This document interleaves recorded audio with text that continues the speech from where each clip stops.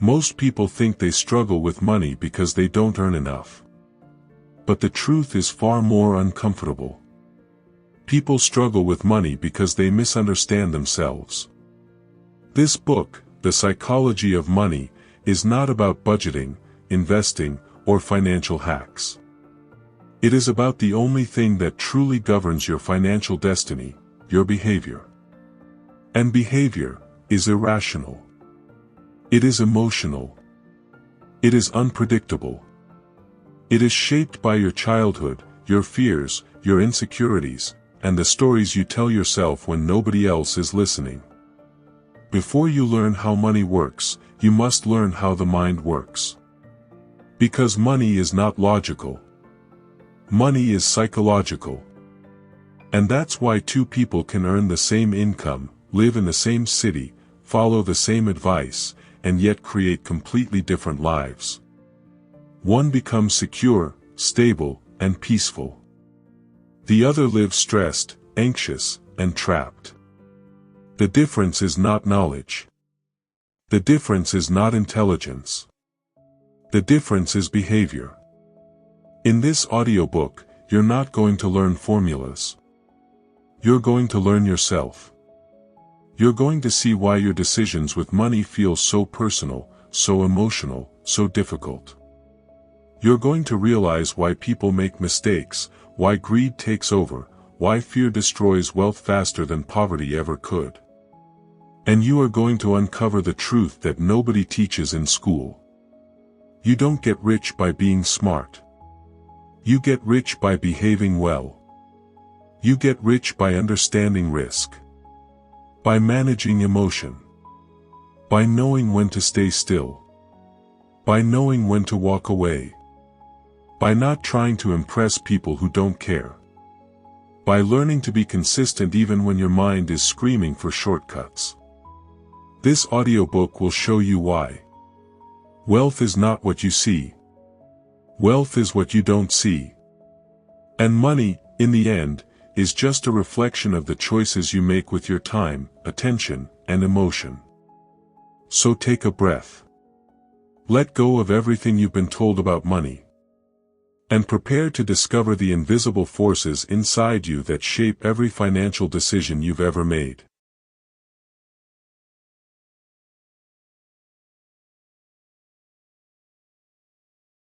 Chapter 1: No One's Crazy. Think about this for a moment. Two people can look at the exact same financial situation and have completely opposite reactions. One sees danger. One sees opportunity. One freezes. One moves forward. One panics. One thrives. How can two human beings, living on the same planet, looking at the same reality, come to conclusions that are so dramatically different? The answer is simple.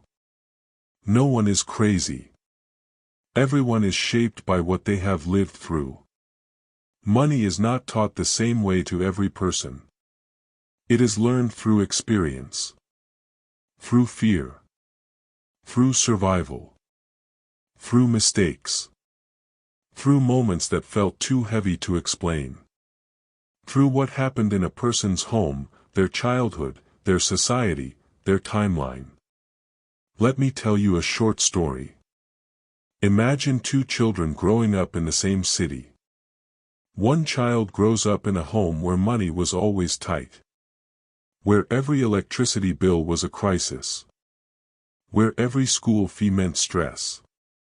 Where parents discussed money in whispers that sounded like fear. For this child, money is not paper. Money is danger. Money is instability. Money is that invisible monster that makes adults fight. Now imagine the second child. In another home, money was always available.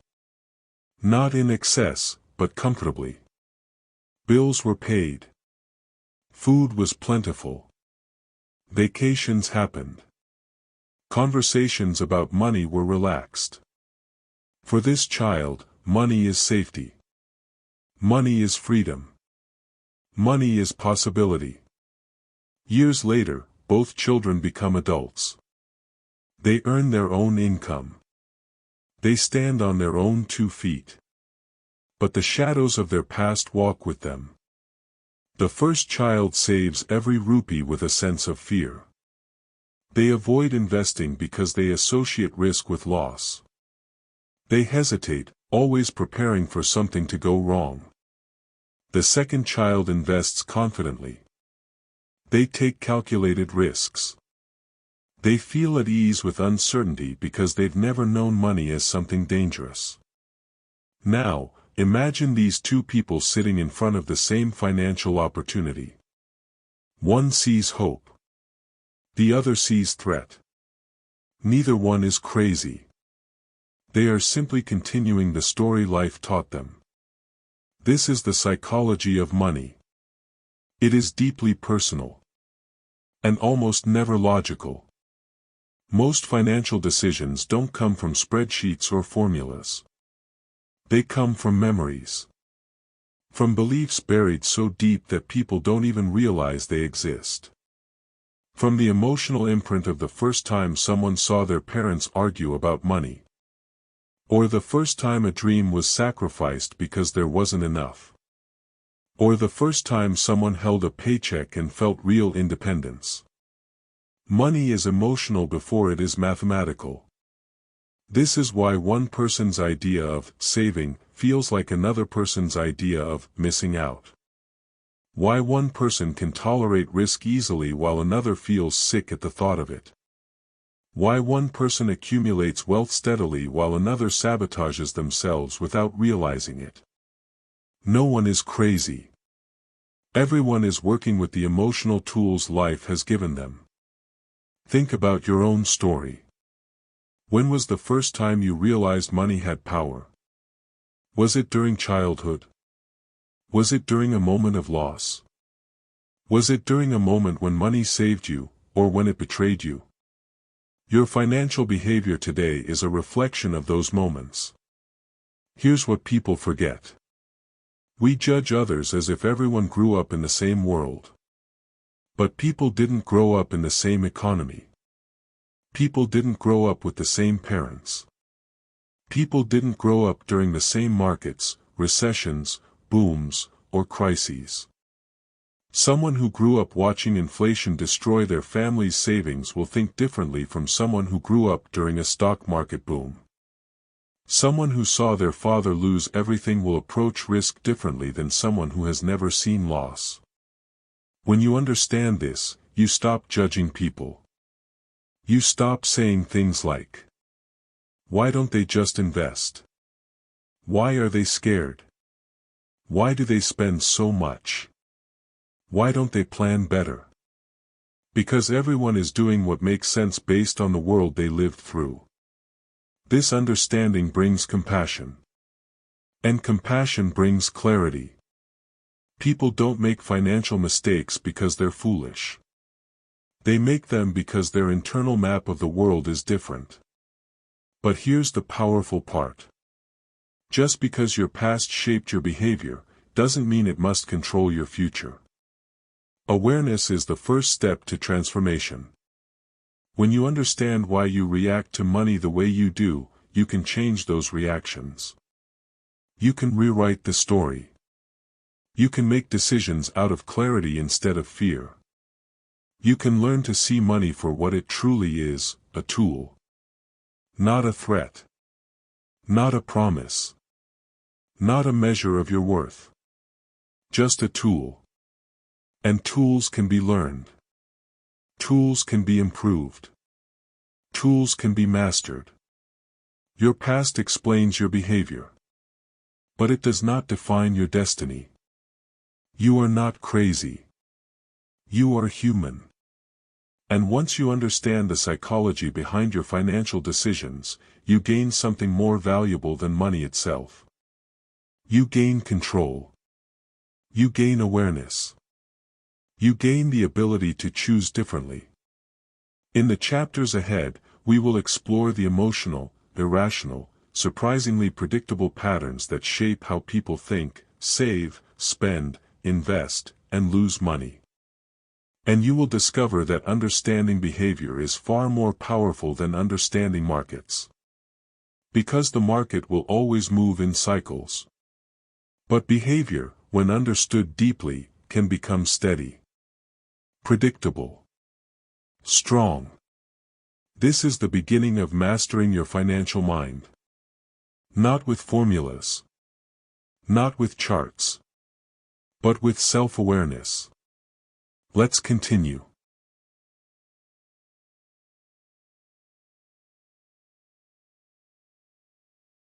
Chapter 2. Luck, Risk, and the Stories We Tell Ourselves. Every financial story you have ever admired or envied has a hidden chapter, a chapter people rarely talk about, a chapter that changes everything. That chapter is luck. And its shadow twin is risk. Most people pretend they don't exist. But ignoring them doesn't make them disappear. It only makes the truth harder to swallow. This chapter begins in a small city where 4 different lives are moving in 4 different directions, yet all of them are about to collide on the same lesson. Money never rewards only effort. It rewards timing, circumstance, emotion, and chance. The first life belongs to Arjun. People described him as disciplined, determined, and focused. For 20 years he ran his company like a man carving a sculpture out of stone, slow, intentional, devoted. Every decision was careful. Every expansion was planned. Every risk was measured. And for a long time, the universe seemed to reward him. Until it didn't. One global event, something no spreadsheet could predict, hit his industry like a storm hitting fragile glass. Orders stopped. Partnerships collapsed. Contracts evaporated. Everything he built, brick by brick, began to sway under the weight of one bad year, a year he did not cause. When his company fell, people whispered. He should have managed things better.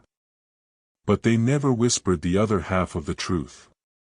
He survived 20 years because he was good. He lost the 21st because he was unlucky. Not foolish. Not irresponsible. Just unlucky. And that single word changed the meaning of his entire life. Now, in another part of the city, there was Mira. She was the opposite of Arjun. She didn't plan, she didn't strategize, she didn't obsess over the future. She simply lived. She taught dance. She saved a little. She dreamed small, loved deeply, and trusted people easily. One day, one of her former students started a tech company and offered her a chance to invest a small amount just to support the vision. Mira didn't think twice. She didn't analyze market forecasts or financial projections. She simply said yes. 5 years later, the company exploded in value. Mira became wealthy in a way she could never have imagined. She became an example, a symbol, an inspiration. But she didn't feel inspired. She felt terrified. She didn't know how to handle this money. She didn't feel she deserved it. Deep inside, she believed someone like her could lose it all in a moment. Her outcome was lucky. Her mind was unprepared. And her behavior reflected that mismatch. Then there are Rishi and Kabir, 2 men who grew up together, studied together, and believed their destinies would mirror each other. Rishi entered the job market during a booming wave. Opportunities were everywhere. Mentors noticed him. Promotions flowed naturally. His confidence soared, and he told himself it was his brilliance that made everything possible. Kabir entered the same industry just 3 years later. But this time the wave wasn't rising, it was sinking. Companies froze hiring. Growth died. Layoffs spread like infection. Kabir's confidence shattered, not because of lack of skill, but because of lack of timing. Same talent. Different years. Opposite lives. When they met years later, both were convinced their outcomes were logically earned. One believed he was superior. The other believed he was inferior. But the truth was neither. They were both wrong. Because neither had the courage to admit that luck and risk stood between them like invisible giants. Most people will never admit this, but it's true. You judge people for the results of their life, without ever understanding the circumstances of their life. You admire millionaires as if they built their success alone. You look down on people who failed as if failure is a moral flaw. You convince yourself that outcomes are earned, because the alternative is too uncomfortable to accept. Here's the psychological shock most people avoid. You can do everything right and still fail. You can do everything wrong and still win. The world is not as meritocratic as you want it to be. It is far more chaotic, far more unpredictable, far more emotional. Look at the 4 lives unfolding in our story. Arjun, the disciplined one, did not lose because he was unwise. He lost because the economy collapsed at the wrong time. Mira, the gentle one, did not become wealthy because she was brilliant. She became wealthy because she said yes at the right moment. Rishi, the confident one, didn't rise because of unmatched talent. He rose because he entered the market during its golden years. Kabir, the struggling one, didn't fall because he lacked skill. He fell because he started during a storm. Yet observe how society interprets these outcomes. Arjun is labeled careless. Mira is labeled genius. Rishi is labeled self-made. Kabir is labeled unambitious. It's easier to judge outcomes than understand realities. Every day, you see successful people and think, I should follow their habits. You assume their routines created their wealth. But you never ask the deeper question. What if their success is 50% habit and 50% timing? What if the formula you're trying to copy only worked because they began at the one moment the universe was open for them?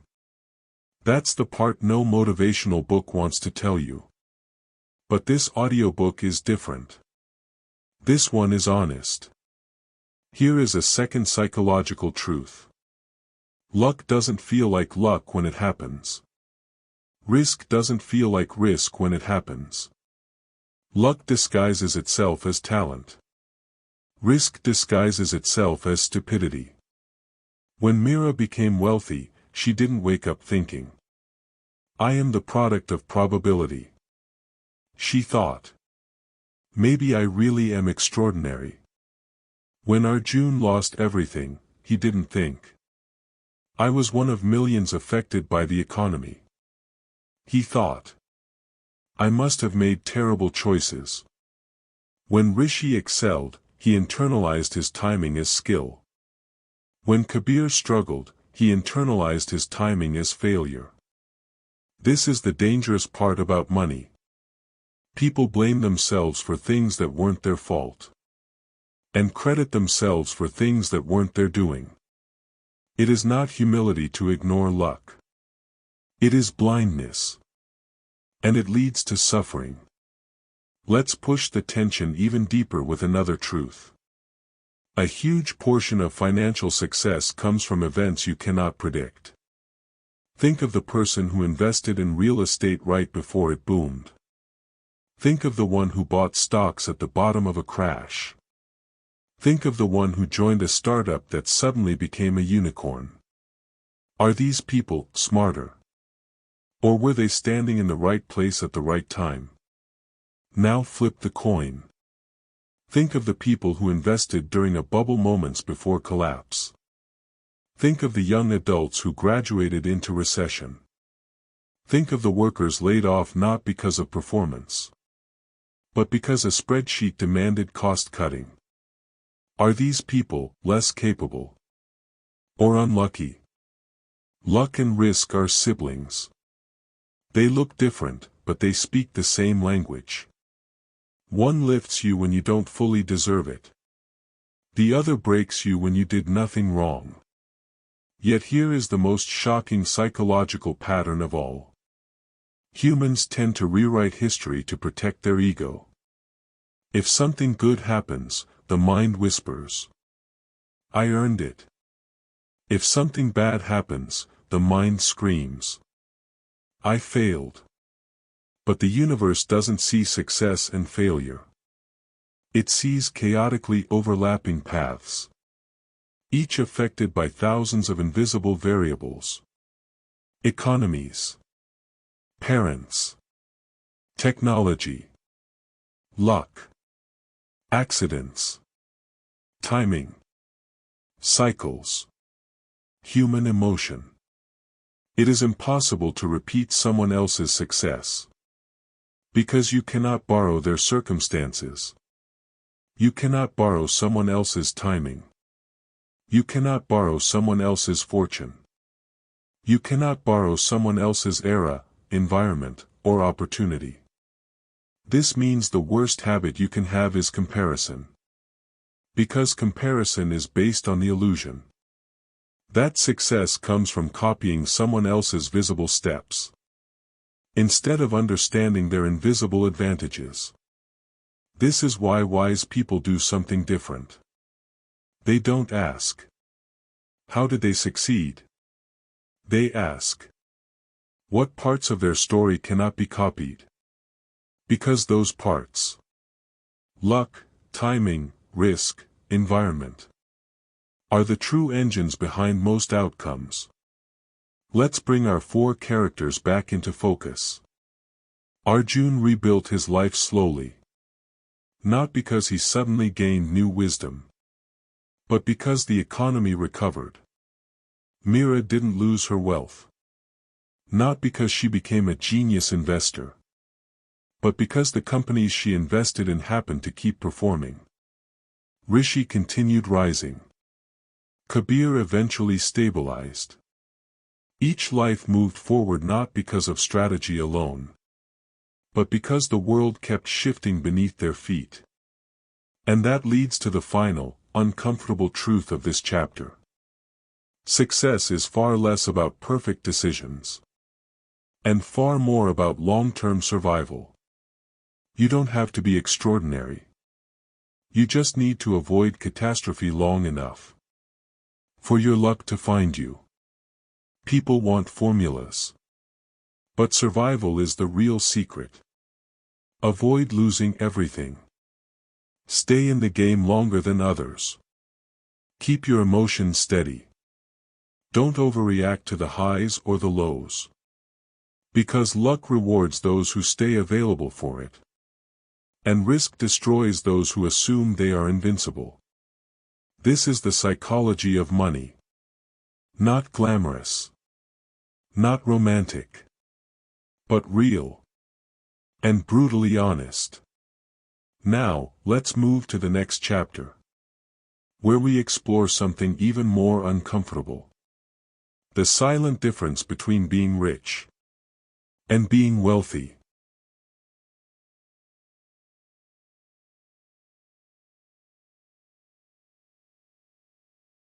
Chapter 3. Rich versus wealthy, the quiet power you never see. Most people spend their entire life chasing money, without ever understanding what money actually is. Some want to look successful. Some want to feel successful. Some want others to believe they are successful. But very few ever ask the most important question. What am I really chasing? Most people think they want to be rich, but what they actually want is wealth. And the two are not the same. Not even close. Being rich is visible. Being wealthy is invisible. The world rewards what it can see, but your life will be shaped by what nobody sees. Let me show you the difference through a story. There was a man named Vihan. Everyone in his city thought he was rich.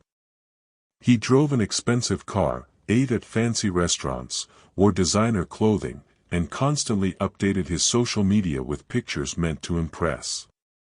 People assumed he was thriving. But Vihan had a secret that followed him everywhere like a silent shadow. Every month, he was drowning. Payments upon payments. EMIs stacked like bricks on his chest. Credit card bills that kept growing like a spreading vine. He wasn't rich. He was pretending. His lifestyle wasn't funded by wealth. It was funded by fear. Fear of not being admired. Fear of being ordinary. Fear of being overlooked. He burned money trying to manufacture an image. But beneath that polished surface, he was fragile. One job loss, one emergency, one unexpected event, and his entire life would collapse. He was rich on the outside, but empty on the inside. Now let's travel to the other side of the same city. There lived a woman named Tara. She never posted pictures of her life. She drove a simple car, wore simple clothes, and never bragged about money. People assumed she was average, invisible, unremarkable. But Tara had something Vihan didn't. She had freedom. She didn't owe anyone anything. She had savings tucked away quietly. Her investments grew silently in the background. She lived below her means, not out of fear, but out of intention. She wasn't a prisoner of lifestyle. She wasn't a slave to appearances. She wasn't chasing validation. She was wealthy. Wealth is not money you spend. Wealth is money you do not have to spend. Wealth is not the car you post online. It is the freedom to never need to impress anyone. Wealth is the quiet ability to wake up and choose how you spend your day. Wealth is the silent peace of knowing that an emergency will not destroy you. Wealth is protection. Wealth is time. Wealth is calm. Wealth is the invisible buffer between you and chaos. People admire rich people. But in the end, rich people are often miserable. Wealthy people, we rarely notice them, are the ones living with power, security, and peace. Here lies the psychological shock. The world encourages you to become rich. But your soul needs you to become wealthy. And most people spend their life chasing the wrong one. Let me give you another perspective. Being rich is a moment. Being wealthy is a system. Anyone can become rich temporarily. A good month, a lucky trade, a booming market, a promotion, an inheritance. Rich is a spike. But wealth is a pattern. Wealth is built through repeated small decisions that compound over years. Rich people think about today. Wealthy people think about the next decade. Rich people ask, how can I look successful? Wealthy people ask, how can I stay free? Rich people spend. Wealthy people protect. Rich people buy lifestyle. Wealthy people buy control. Most people never learn this because society glorifies consumption. Your value is measured in displays. Your status is measured in brands. Your worth is measured in things. And the tragedy is this. People often destroy wealth while trying to look rich. They buy bigger houses than they need. They update phones not because they want to, but because others do. They upgrade cars every few years to avoid looking less successful. They trade long-term peace for short-term admiration. It is the most expensive mistake in human behavior. Now here's the turning point. True wealth requires one thing. The ability to say no. No to unnecessary spending. No to impressing people. No to emotional decisions. No to the belief that consumption equals happiness. This is where psychology takes over. Because money decisions are rarely about logic. They are about emotion. Looking rich gives you dopamine. Becoming wealthy gives you power. And most people choose dopamine. Let me give you the final story that ties everything together. There was an elderly man named Harish who walked his neighborhood every morning. No one knew him well. He ate at local restaurants. He wore simple clothes. He lived in a modest home. He was one of thousands of men people passed without noticing. When Harish died at 78, his neighbors were shocked. He left behind a fortune. Not a little money. A massive, life-changing fortune built through decades of quiet investing, patient saving, and simple living. He was wealthy in the truest sense. Not because he looked the part, but because he lived with wisdom. When reporters asked his distant relatives how he managed to accumulate so much, they all said the same thing. He never tried to look rich. He tried to stay free. And that's the real difference. Rich is loud. Wealth is silent. Rich is temporary. Wealth is permanent. Rich is ego. Wealth is wisdom. Wealth is what you don't see. And that is why it lasts longer than everything you see. The world will always tempt you to chase richness.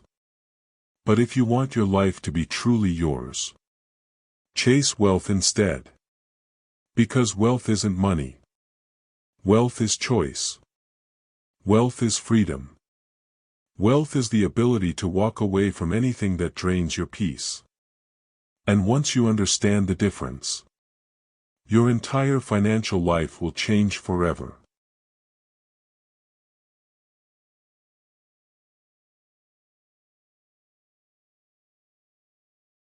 Chapter 4. Confounding Compounding, Why Your Brain Fails to See the Truth. Most people never become wealthy. Not because they lack discipline, intelligence, or opportunity, but because they don't understand one silent force. Compounding. It is the most powerful wealth-building tool in existence. And at the same time, the most misunderstood. Your mind is not designed to understand compounding. It is designed to think in straight lines, not curves. In steps, not explosions. Which is why compounding always feels slow. Until it becomes unstoppable. Let's begin with a story that exposes this blind spot. There was a man named Kabir who started investing when he was 21. Small amounts. Nothing impressive. Just a few hundred rupees a month. People laughed at him. What difference does that make? They said. It's too small. Kabir didn't argue. He just continued. At 30, his investments looked unremarkable. Barely noticeable.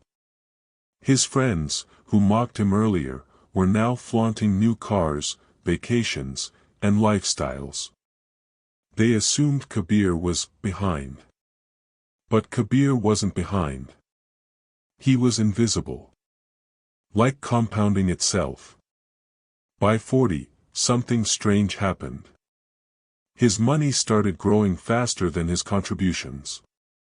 The number doubled, then doubled again.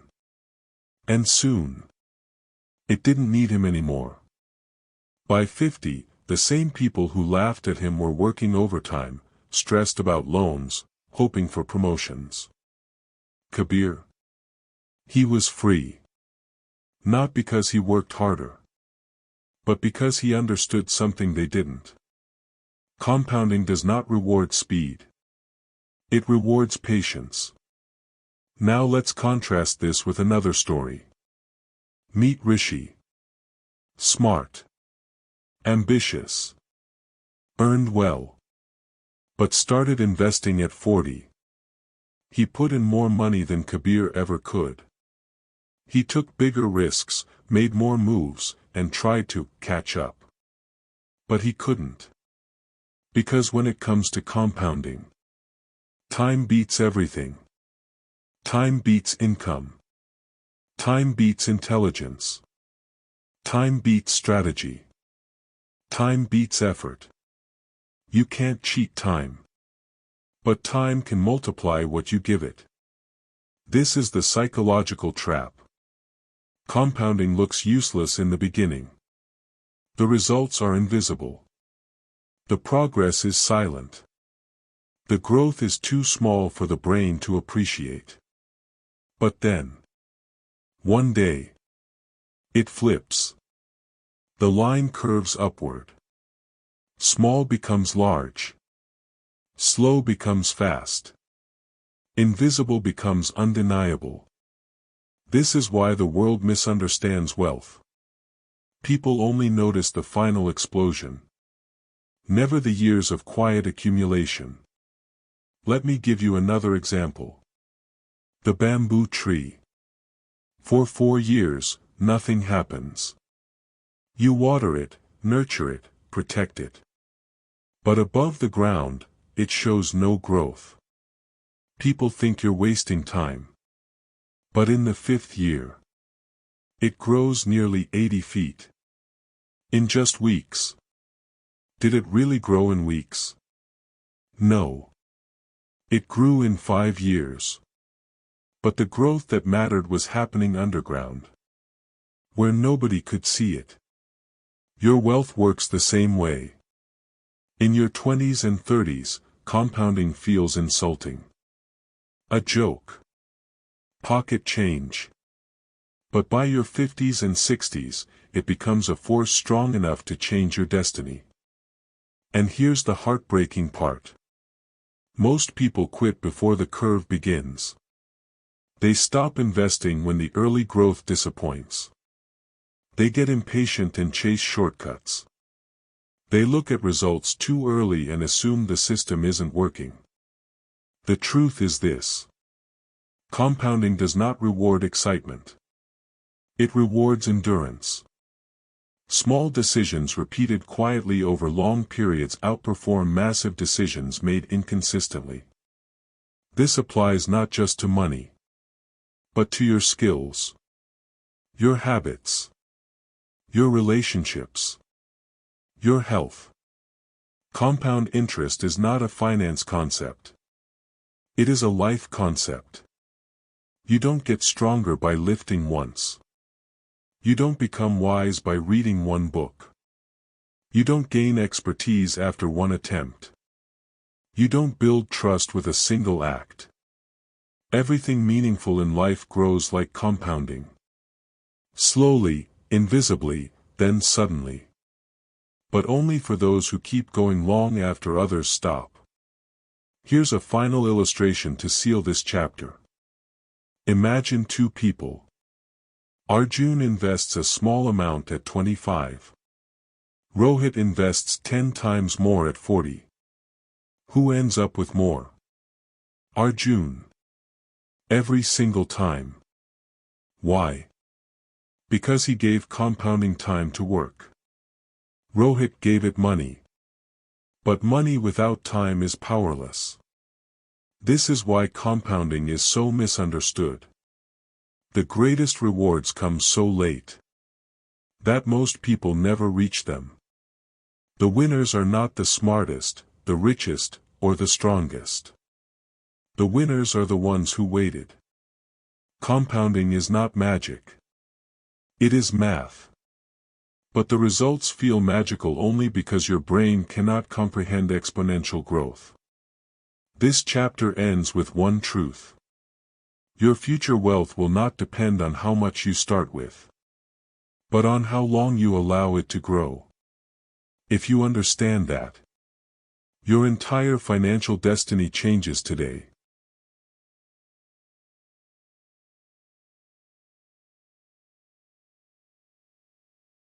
Chapter 5. Getting wealth is one thing. Staying wealthy is an entirely different skill. Becoming wealthy is exciting. Staying wealthy is invisible. And that's why almost nobody talks about it. We see the flashy rise, the sudden success, the glamorous headlines, the people who made it. But we almost never see the second battle. The silent, psychological, exhausting battle of keeping what you earn. Let's begin with a story that perfectly captures this. There was a trader named Raghav. Brilliant, sharp, calculated. In his late 20s, he made more money in 1 year than most people make in a lifetime. His friends called him a genius. His family saw him as a hero. To the world, he was unstoppable. But inside, something dangerous was growing. Success had tricked his mind. Money came fast. So he believed it would always come fast. He thought he had figured it out. He thought he was smarter than the market. Smarter than the risks. Smarter than everyone else. And when you think you're smarter than reality, you lose. In a single year, Raghav made 10 crores. In the next 2 years, he lost 10 crores. And then more. Not because he lacked intelligence, but because he lacked humility. This is the central idea of this chapter. Getting money requires optimism. Keeping money requires paranoia. The first half of wealth is built by taking risks. The second half is protected by respecting risks. Let's break down why most people fail at the second half. 1. The seduction of success. Success changes your psychology. The moment you see results, your brain releases a dangerous thought. It worked once, it will work again. This is the trap that destroyed Raghav. It's the trap that has destroyed millions. The truth? Wealth is a combination of luck, timing, behavior, patience, and restraint. And most of those things are outside your control. A wise person never forgets that. A wealthy person becomes wealthy once. A truly wealthy person stays wealthy for decades. Because they never assume they're invincible. 2. Fear keeps you rich. This may sound strange. But it's true. A little fear is healthy. Not the kind that freezes you. The kind that protects you. The kind that says, what if I'm wrong? What if things change? What if this doesn't last forever? People who stay wealthy don't take pride in their risks. They take pride in their safety nets. They save more than they need. They avoid unnecessary lifestyle jumps. They diversify. They keep cash on the side. They stay humble. They treat the future, not as a guarantee, but as a possibility. You know who else does this? Pilots. A pilot who has flown for 40 years still performs the same safety checks. He doesn't say, relax, I've done this thousands of times. He says, because I've done this thousands of times, I know everything that can go wrong. That mindset keeps planes in the sky. And that mindset keeps wealth alive. 3. The uncomfortable truth about wealth. The world teaches you how to earn money. Almost nobody teaches you how to protect it. Because protecting wealth has no glamour. It's not exciting. It's not flashy. You can't show it off. There's no applause for it. You don't get praised for being cautious.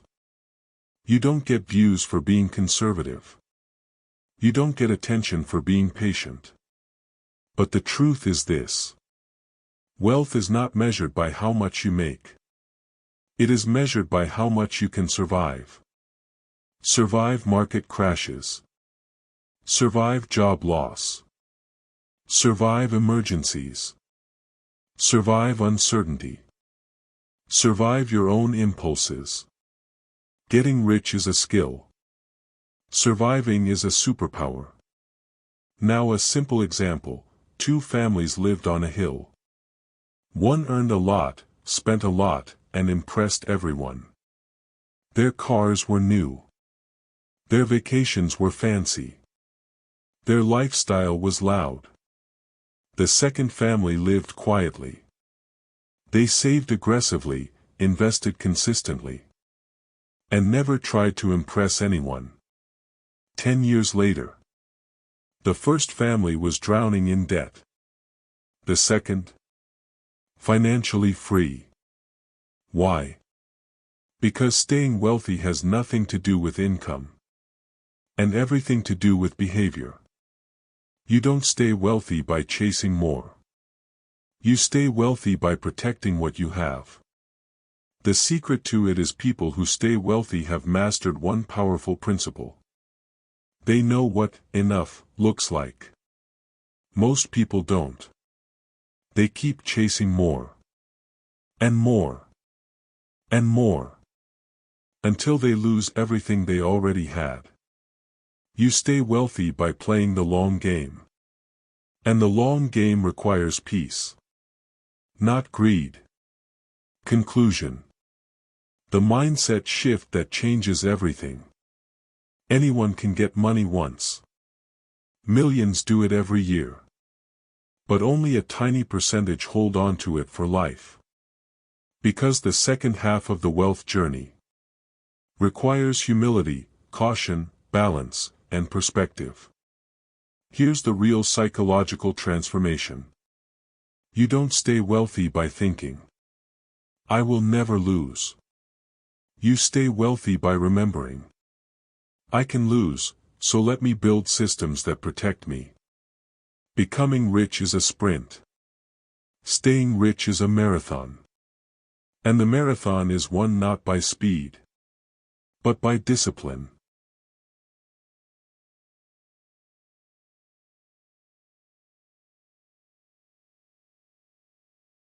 Chapter 6. Tails, you win. Money behaves like life. A few moments change everything. A few decisions. A few events. A few lucky breaks. A few painful mistakes. And that is the entire concept of this chapter. In finance, a tiny number of events, good or bad, drive the majority of outcomes. Some people call this luck. Some call it risk. Morgan Housel calls it what it truly is. Tails. The whole world is built on tails. Let's begin with a story that shows how powerful this idea is. 1. The story of the quiet genius. In the late 1970s, there was an engineer named Grace Hopper. Brilliant, visionary, but ignored. She was obsessed with a tiny idea. That computers should understand human language. To the world, this idea was trivial. Laughable. Unnecessary. She was told, stop wasting time. Computers don't need language, they need numbers. That's not how things work. But she kept going. And because she kept going, almost every programming language today exists. This small, ignored idea became a tail event that transformed the entire digital world.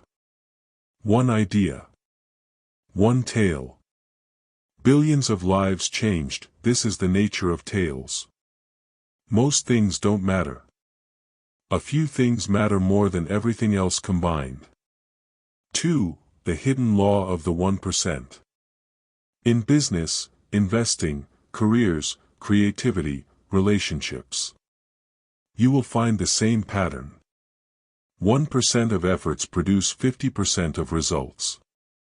1% of investments create 90% of the returns. 1% of moments define the entire journey. 1% of decisions change your entire destiny. It's almost unfair how extreme this rule is. But once you understand it, you unlock a truth that most people never realize. Winning in life isn't about being perfect, it's about lasting long enough to catch a tail. And you don't need many. You need just one big win. Just one. 3. The example of Warren Buffett. Buffett is not the richest investor because he's the smartest. He's the richest because he's been investing since he was 10. And still hasn't stopped. His fortune. More than 90% of it came after he turned 65. That is a tale. Buffett is a master of one skill. He stays in the game long enough for the rare, compounding miracles to find him. He doesn't need 500 successful investments. He needs a few. And those few carry everything. That's how life works. One good relationship can transform your career. One skill can rewrite your future.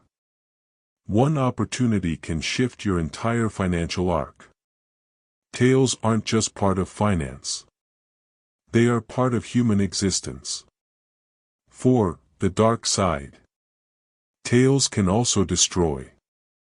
Just like one good tail can make you wealthy, one bad tail can wipe everything out. This is why the smartest people don't aim to avoid all risk. That's impossible. Instead, they do 3 things. They avoid ruin. They spread their risks. They prepare for the worst, while aiming for the best. Because they know. One market crash can erase 10 years of gains. One bad loan can kill a business. One ego-driven decision can collapse a life. One mistake can flip everything upside down. Most failures come from a single tail that was ignored. Most successes come from a single tail that was captured. This is the pattern of life. 5. The psychology behind the tail advantage. Why do most people fail to benefit from tail events? Because tails look like luck, coincidence, random chance, accidents, unpredictable spikes, one-off trends, too good to be true moments. And so people ignore them. Meanwhile, the people who win big do the opposite. They understand. You don't need certainty to succeed. You need exposure. You need to keep showing up. You need to keep trying. You need to stay in the game long enough for probability to reward you. Most people quit just before the tail hits. They switch paths too quickly. They chase perfection instead of persistence. But successful people, they know that one extraordinary moment can outweigh years of ordinary effort. So they stay. They endure. They wait. They position themselves where tails are possible. And then let time do the rest. Now comes a practical example. There was a creator, unknown, unrecognized, unheard. For 2 years, he posted videos consistently. Nothing viral. Nothing explosive. Nothing impressive. His friends laughed. His family doubted him. He questioned himself every day. But he didn't stop. Then one video, just one, caught the algorithm. He jumped from 3,000 subscribers to 250,000. In 2 months. Was it luck? Yes. But also, no. It happened because he stayed long enough for luck to collide with preparation. That is a tail event. And that is why YouTube favors endurance over perfection. Let me give you one more example for better understanding. Imagine you make 20 investments. Out of them, 12 fail. 6 survive. 1 does okay. 1 explodes. That one single explosive investment covers the losses of the other 19. And still makes you rich. This is how venture capital works. And it is how personal wealth works too. People who understand tails don't panic when things go wrong. They know one big win can cover endless small failures. That's how your financial life should be structured too. Don't aim to win every time. Aim to survive long enough to catch your big win. Life doesn't reward perfection. It rewards persistence, asterisk asterisk. You cannot predict your biggest success. You cannot plan your biggest breakthrough. You cannot schedule your biggest opportunity. All you can do is position yourself wisely. Stay in the game. And absorb luck when it eventually comes your way. This chapter teaches one of the most freeing truths about money and life. You don't need to be extraordinary to achieve extraordinary results. You just need to survive long enough for a tail event to find you.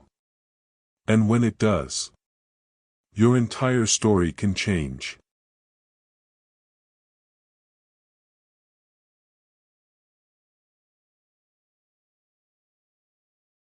Chapter 7. Freedom, the highest dividend money pays. Money can buy food, shelter, and comfort. But the greatest thing it can ever buy is freedom.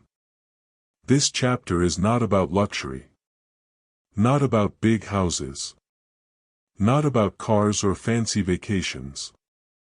It is about something far more valuable, far more rare, and far more life-changing. Control over your time. Control over your choices. Control over your life. Let's begin. 1. A quiet truth no one talks about. There is a man who works in a high-paying corporate job. Every morning at 6 a.m., he wakes up. Not because he wants to, but because he has to. He sits in traffic, answers emails he doesn't care about, attends meetings he never asked for, and spends his day building a dream that isn't his. People say, he's successful. He earns well. He has everything. But when you talk to him privately, he says, I feel like I'm renting my life, not living it. And that's when you realize something powerful. Money that doesn't give you freedom is just numbers, not wealth. 2. The real measure of wealth. True wealth is the ability to wake up and decide what to do, when to do it, how to do it, and who to do it with. If you don't have that, you can own everything and still feel poor. People chase money their whole lives, without stopping to ask, what is the purpose of all this effort? And the answer, the deepest truth behind wealth, is freedom. Freedom to rest. Freedom to build. Freedom to explore. Freedom to help others. Freedom to dream. That is the dividend money pays better than anything else. 3. Why freedom matters more than income. Most people think the opposite. They believe the goal is a higher salary, a bigger number on paper, more income, more status. But here's the shift Morgan Housel makes. Every perk of money has diminishing returns. Except freedom. The first $1,000 helps a lot. The first $10,000 makes life easier.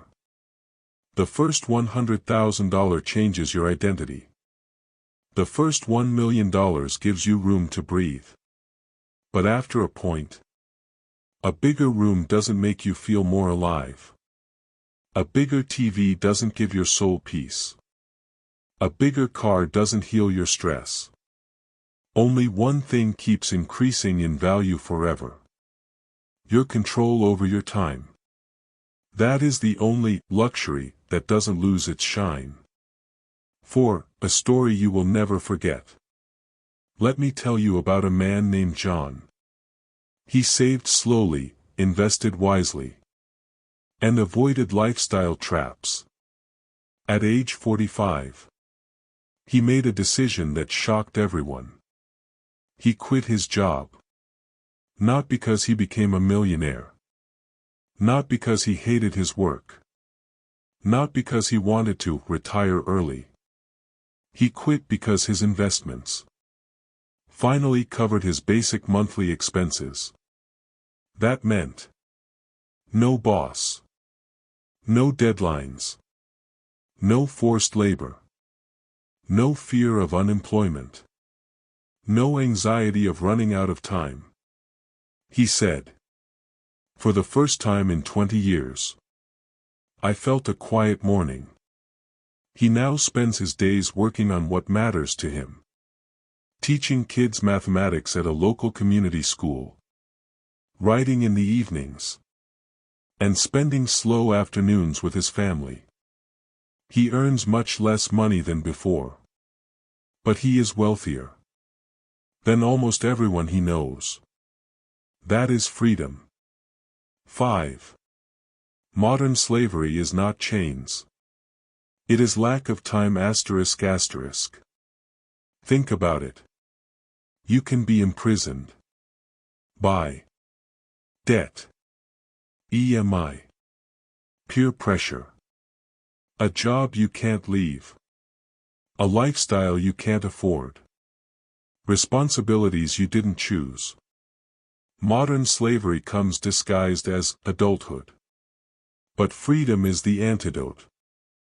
Even an extra 2 hours of free time per day changes your life. You start to breathe. You start to think. You start to feel alive again. Time is the ultimate currency. Money is just the converter. 6. Why people stay trapped. Here's the painful part. Most people will never experience freedom. Because they chase the wrong things. Higher salaries. Approval from society. Lifestyle upgrades. Expensive status symbols. Competition. Ego. Comparison. The illusion of more. They forget that wealth isn't about what you own. It is about what you can avoid. Wealth is the ability to avoid doing what you hate, working with people you don't respect, waking up stressed, spending the day feeling powerless, sacrificing your health for money. If money doesn't protect your time, it is not wealth. It is a trap. 7. The psychology of freedom. Let's break it down. A. Freedom reduces stress. Your mind is calm when you choose your pace. B. Freedom improves creativity. You think better when you're not rushed. C. Freedom strengthens relationships. You connect better when you're not exhausted. D. Freedom builds self-worth. You begin to feel like your life belongs to you. E. Freedom makes you kinder. When you're not surviving, you have space to care for others. This is why millionaires who lose their freedom feel poorer than middle-class families who have time for themselves. How to build real freedom. Even if you are not rich. Freedom is not only for wealthy people. It starts small. Here's how you build it. 1. Lower your lifestyle costs. The smaller your needs, the bigger your freedom. 2. build multiple tiny income sources. Not big ones. Tiny ones. They add up. 3. Avoid debt. Avoid unnecessary EMI. Debt is the biggest enemy of freedom. 4. Save enough for small emergencies. A little safety gives you enormous mental peace.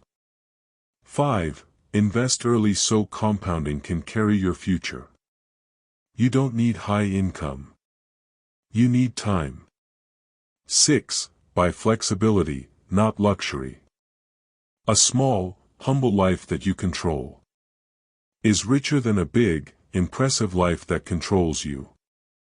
7. Value time like you value money. Because time is money. Actually, it is more than money. Much more. 9. Freedom is the ultimate goal. This chapter teaches something profound. Money's greatest return is the ability to say no. No to things you dislike. No to people who drain you. No to work that kills your joy. No to obligations that kill your soul. And yes. Yes to the life you want. Yes to your dreams. Yes to time. Yes to peace. Freedom doesn't mean doing nothing. It means doing what you believe in. That is the highest dividend money pays. And that is the lesson you carry from this chapter.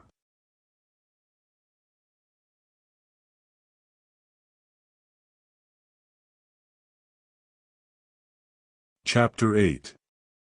Man in the Car Paradox. Why people don't care about your success the way you think.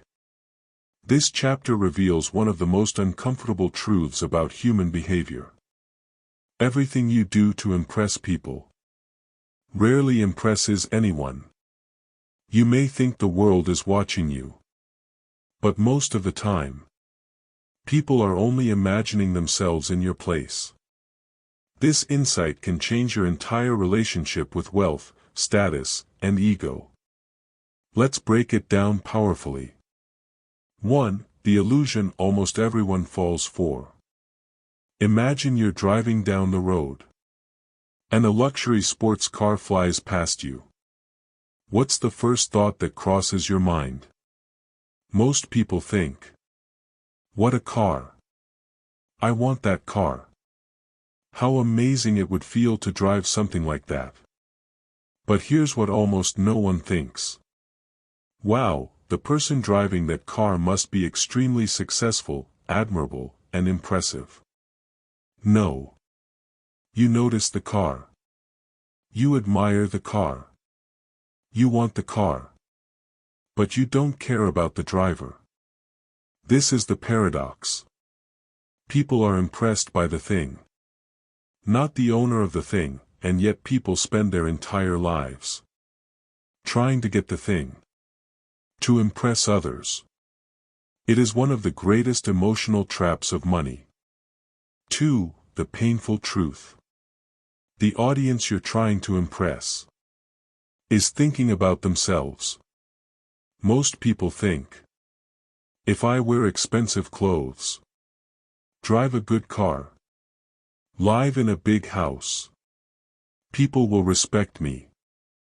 But the psychology of admiration doesn't work like that. People do not look at your car and admire you. They admire themselves inside that car. People do not look at your fancy watch and think about your success. They imagine what they would look like wearing it. This means something important. Status symbols fail at their purpose. They do not create admiration. They only create desire. And desire goes to the object, not to the owner. 3. The endless race of impressing others. Let's talk about Rohan. Rohan worked extremely hard, saved money, and finally bought his dream car. He believed this car would make people respect him. But after a week on the road, He noticed something. People would stare at the car, take photos, walk around it in parking lots. But no one cared to look at him. No one said, "What a respectable man." No one said, "That driver must be intelligent and disciplined." They said, "What an amazing car." Rohan realized the truth. He spent his money to earn admiration. That never came his way. This realization broke him for a week. And then it freed him for life. 4. The psychology behind the paradox. Humans are wired for self-reference. Meaning, people filter every experience through their own identity. When they see something luxurious, they imagine themselves with it. They picture their own life improving. They think of how they would feel. You are not the star of their imagination. They are. This means something incredible. Chasing respect through possessions is a losing game. The only thing it guarantees is endless expense and endless disappointment. 5. What truly makes people respect you? If money doesn't win admiration, what does? 3 things. Humility. People respect those who don't try to prove anything. B. Kindness. A warm presence leaves deeper impact than any car. C. Competence. Skill and discipline impress people more than material display. People admire the owner of calmness, clarity, wisdom, discipline, character, generosity, emotional stability. These are the things that leave a permanent impression. A luxury car leaves a temporary impression. Your character leaves a lifelong one. 6. The real flex, invisibility. You know what real freedom is? When you don't feel the urge to show your wealth to anyone. When your life is so internally fulfilling that external proof becomes unnecessary. Real wealth is invisible. Your investments, your savings, your habits, your health, your relationships, your peace, your skills, your discipline. The world doesn't see these. But they build a foundation that lasts decades. Luxury lasts minutes. Character lasts generations. 7. The shift you need to make immediately. Instead of asking, "What will people think if I buy this?" Ask, "Will this even matter in 5 years? Am I buying this for myself or for an imaginary audience? Is this decision protecting my peace or destroying it? Is this adding to my freedom or trapping me further?" This one shift can save you from the worst financial habits. 8. True wealth is built in silence. Here's the biggest lesson. The people who are actually wealthy rarely look rich. Because their money isn't going into status. Their money is going into assets, compounding, freedom, optionality, safety, time, leverage, peace. The richest looking person in the room is often financially stressed. The calmest looking person in the room is often financially free. Wealth whispers. Show-off shouts. And shouting is almost always a sign of insecurity. 9. The final takeaway. If you learn this paradox, you save decades of wasted effort. People don't care as much about your possessions as you think. They care about their own dreams. So stop trying to impress the world. Build wealth quietly. Grow internally. Focus on freedom. Focus on peace. Focus on long-term power. Focus on becoming the kind of person no car, no brand, no status symbol could ever compete with. That is the real lesson of this chapter. That is the psychology of money.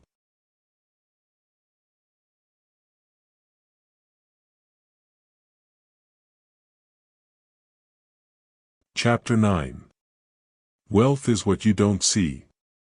The hidden reality that shapes every financial life. There is a truth about money that almost nobody understands until it's too late. Wealth is invisible. Richness is loud. And most people chase the wrong one. This chapter will reveal how the desire to look wealthy quietly destroys the ability to be wealthy. Let's dive deeper. 1. The illusion of visible wealth. Picture a man walking through a shopping mall wearing expensive shoes, holding the latest phone, wearing a designer watch, and carrying high-end bags of branded clothes. Most people see him and think, he's doing well. He must be making great money. But what if I told you that every visible piece of wealth you see could be a sign of its absence? Most people spend money to signal that they have money. But the moment you spend it, you no longer have it. This creates a painful irony. Everything you see in public is what people gave up in private. A luxury purchase is not proof of wealth. It is proof of spending. And spending is the opposite of wealth. 2. The unseen side of financial freedom. Let me tell you a story. A man named Neeraj lived in a modest apartment, drove a decent but old car, never upgraded his phone unless absolutely necessary, and didn't care about keeping up with trends. People assumed he was average. Some even mocked him for not upgrading his lifestyle despite earning well. What they didn't know was this. Neeraj was quietly saving. Investing consistently. Living below his means. Letting compounding work for him.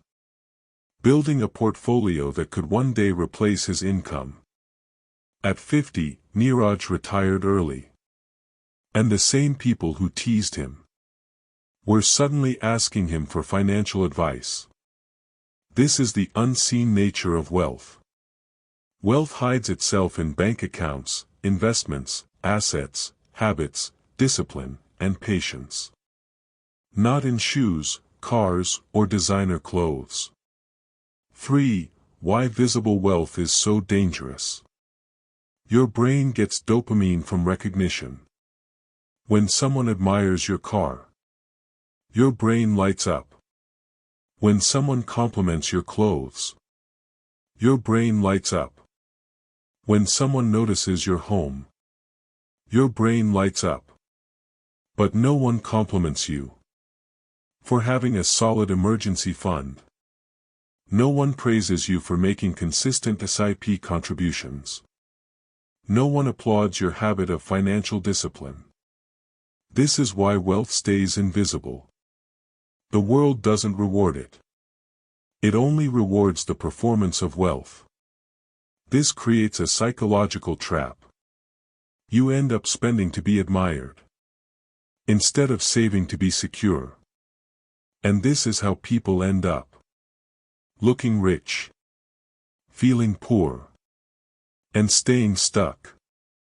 4. The quietest people are often the wealthiest. You might notice something strange in life. The people who drive the flashiest cars are often under pressure. The people who seem endlessly calm, who dress simply and speak softly, often have the deepest financial foundations. Wealthy people do not need to prove anything. People trying to look wealthy have everything to prove. Wealth whispers. Status shouts. Whenever someone is shouting, it is usually coming from insecurity. 5. Money you don't spend has power. Let's talk about power. Money you spend is gone. But money you keep gives you time, safety, freedom, options, confidence, leverage, independence. These are invisible powers. No one sees them. No one praises them. But they matter more than any visible purchase. Imagine having 6 months of expenses saved. Imagine having no debt. Imagine investments quietly compounding in the background. Imagine being able to walk away from a toxic job because you can afford to. No car can give you that feeling. No brand can give you that power. No luxury purchase can match it. The greatest wealth is the ability to control your time and design your life. That is invisible. But it is priceless. 6. The discipline behind invisible wealth. Invisible wealth requires 3 things most people underestimate. A. Restraint. Choosing not to buy what you can afford. Because the future is more important than the moment. B. Consistency. Investing repeatedly, even when the results are slow or boring. C. Patience. Sticking to the plan long enough for compounding to transform your life. None of this is glamorous. None of this gives you instant admiration. But all of this builds powerful, lasting wealth. 7. The real rich list. A person is truly wealthy if they have financial stability, a strong emergency fund, multiple income streams, growing investments, low stress, low debt, time to pursue interests, the freedom to say no, the ability to help family, the peace to sleep well at night. None of these can be seen from the outside. That is why wealthy people often walk past you unnoticed. They don't need to show anything. Their lives speak for them. 8. The final lesson. You want to change your financial life? Then remember this forever. Wealth is the money you do not see. It is the money you keep. It is the money you grow. It is the freedom you buy. Stop trying to look rich. Start trying to be free. Hidden wealth is real wealth. And it will change everything for you.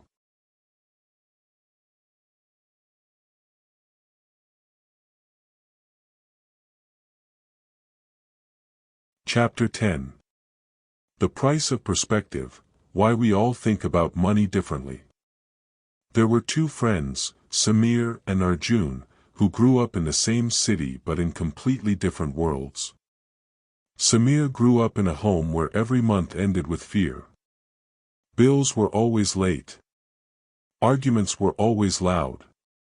Money felt like a storm that never stopped. Arjun grew up in a home where money was never discussed. Not because it was ignored, but because it was never a problem. There was always enough. Peace was normal. By the time they reached their 20s, both earned similar salaries. But their decisions were completely different. Samir saved aggressively, avoided risk, and panicked at the thought of losing even a small amount. Arjun invested boldly, took financial risks, and assumed things would always work out. 2 men. Same age. Same income. But 2 entirely different financial realities. Not because of money. Because of memory. Because the world they saw in childhood silently shaped the world they believe in today. The Price of Perspective, Why We All Think About Money Differently. Samir and Arjun's story isn't rare. It is the story of almost every adult walking on this planet, including you. Because money is never just money. It is childhood. It is trauma. It is pride. It is fear. It is identity. And Morgan Housel argues something powerful. No amount of financial knowledge can override the emotional experiences that shaped your beliefs. Let's go deeper. 1. Money is a mirror of your past. Imagine a person who grew up during a recession. Jobs vanished. Banks collapsed. Families broke under pressure. Even if this person earns lakhs per month today, a small financial setback can feel like the end of the world. Why? Because their brain carries an emotional scar that whispers, "It can happen again." Now compare that to someone who grew up during an economic boom. Their memory tells them, "Things recover. Just wait." Same world. Different mind. Different decisions. This is why two people can read the same financial book, follow the same advice, and still end up taking opposite decisions, because their emotional software is different. 2. What you've seen shapes what you believe. Here's a striking reality. No one is actually rational. We're all just products of our personal experience. If you've seen a parent lose money in business, you fear entrepreneurship. If you saw someone get rich through investing, you trust the stock market. If you saw someone get destroyed by debt, you hate loans. If you saw someone climb life with credit, you use debt fearlessly. Your beliefs feel correct to you, because they were shaped by real moments. But they're not universal truths. They're just your truths. 3. Example that brings this home. Let's look at 3 quick examples that hit hard. Example 1, the scarcity child. A boy grows up watching his mother hide money in a kitchen jar because she doesn't trust banks. 30 years later, he earns well, but keeps almost all his savings in cash. Even though inflation is silently eating it. He thinks he's being careful. But he is actually being haunted by a memory that isn't relevant anymore. Example 2, the boom era kid. A girl sees her father getting rich through property in the 2000s. She grows up believing real estate is the only true way to wealth. She buys properties impulsively, ignores liquidity, and doesn't diversify. Not because she's foolish, but because her mind was trained to see the world that way. Example 3, the crisis survivor. A man loses his job during COVID. Savings vanish. He survives on borrowed money. Even years later, with a stable job and good salary, he still wakes up at night worrying. What if it happens again? His choices become overly defensive. He avoids opportunities that might actually make him wealthy. This is not logic. This is fear wearing logic's clothes. 4. The core message of this chapter. You don't choose your financial personality. You inherit it from the life you've lived. Your financial future becomes brighter the moment you understand this truth. People don't make financial decisions based on data. They make them based on their life story. And so do you. 5. Chapter Conclusion, Audiobook Style. In the world of money, absolute truth doesn't exist. Only personal truth exists. Your past isn't something you escape, but something you learn to interpret. You're not irrational. You're human. And once you understand why you think the way you do, you can begin to choose better, not blindly follow your emotional defaults. This chapter isn't asking you to erase your past. It's asking you to see it, understand it, and then reshape your financial identity deliberately. Because the biggest investment you ever make is in the story you tell yourself about money.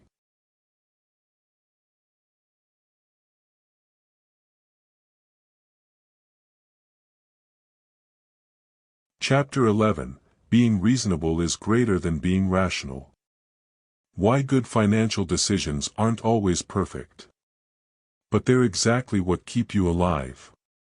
Let's open this chapter with a real story. A story that perfectly explains why being reasonable is far more powerful than being rational. The story of the man who did everything right, and still lost everything. He tracked expenses, invested in index funds, kept a 6-month emergency fund, read every personal finance book on shelves. He was the dream student of financial logic. But life doesn't care about logic. When his father fell seriously ill, the hospital bills wiped out years of savings. Then the company he worked for shut down unexpectedly. Within 8 months, Rakesh, the rational man, was broken emotionally and financially. Why? Because perfect logic collapses in an imperfect world. And this is exactly what Morgan Housel teaches in this chapter. You don't need perfect decisions. You need decisions that keep you in the game. Reasonable beats rational, always. 1. Rational sounds smart. But it ignores human reality. A rational person would say, invest aggressively because statistically markets outperform long-term. Don't keep cash lying idle, inflation kills it. Don't let emotions influence your financial choices. Don't buy insurance because the expected value is negative. But what does a reasonable person say? I want to sleep peacefully at night. I want money available when life punches me unexpectedly. I need safety even if it's not mathematically perfect. Insurance might not be profitable, but losing my family is not an option. Reasonable decisions acknowledge emotions. Rational decisions ignore them. And money is emotional, not mechanical. 2. Example that brings this home. Let's see how rational versus reasonable plays out in real life. Example 1. The investor who needed crash-proof sleep. A rational advisor might say, why keep 20% cash? Put it in equities. Maximize returns. But a reasonable person says, I've seen my parents lose savings in a crash. I want cash so that I don't panic sell and destroy my future. Holding cash isn't optimal. But it protects emotional stability. And emotional stability protects investing consistency. Example 2. The person who buys insurance. Rationally, insurance makes no profit. Reasonably, it prevents a disaster. That protection is worth more than spreadsheet perfection. Example 3. The conservative investor. A rational investor takes maximum risk for maximum returns. A reasonable investor asks, what if I lose my job during a recession? What if my parents need support? What if the market crashes exactly when I need money? They invest safely, not to win big, but to not lose everything. 3. Why reasonable people win long-term. Being rational gives you better numbers.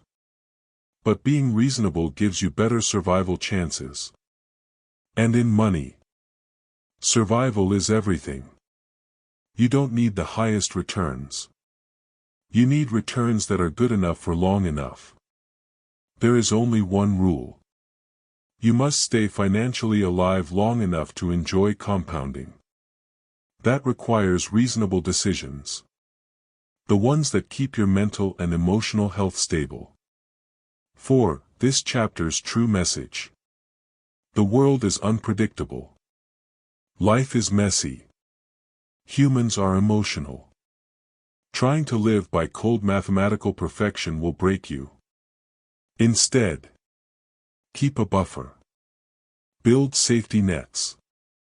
Take risks only you can emotionally handle. Make decisions you can sleep peacefully with. Avoid strategies that are optimal on paper but impossible to follow in the real world. You don't win by being perfect. You win by being consistent. And you stay consistent by being reasonable.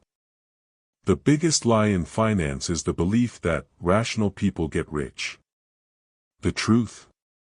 People who avoid catastrophe get rich. Rationality gives you precision. Reasonableness gives you resilience. And resilience always wins. Financial success is not a math exam. It's a survival game. And those who survive longest end up the richest.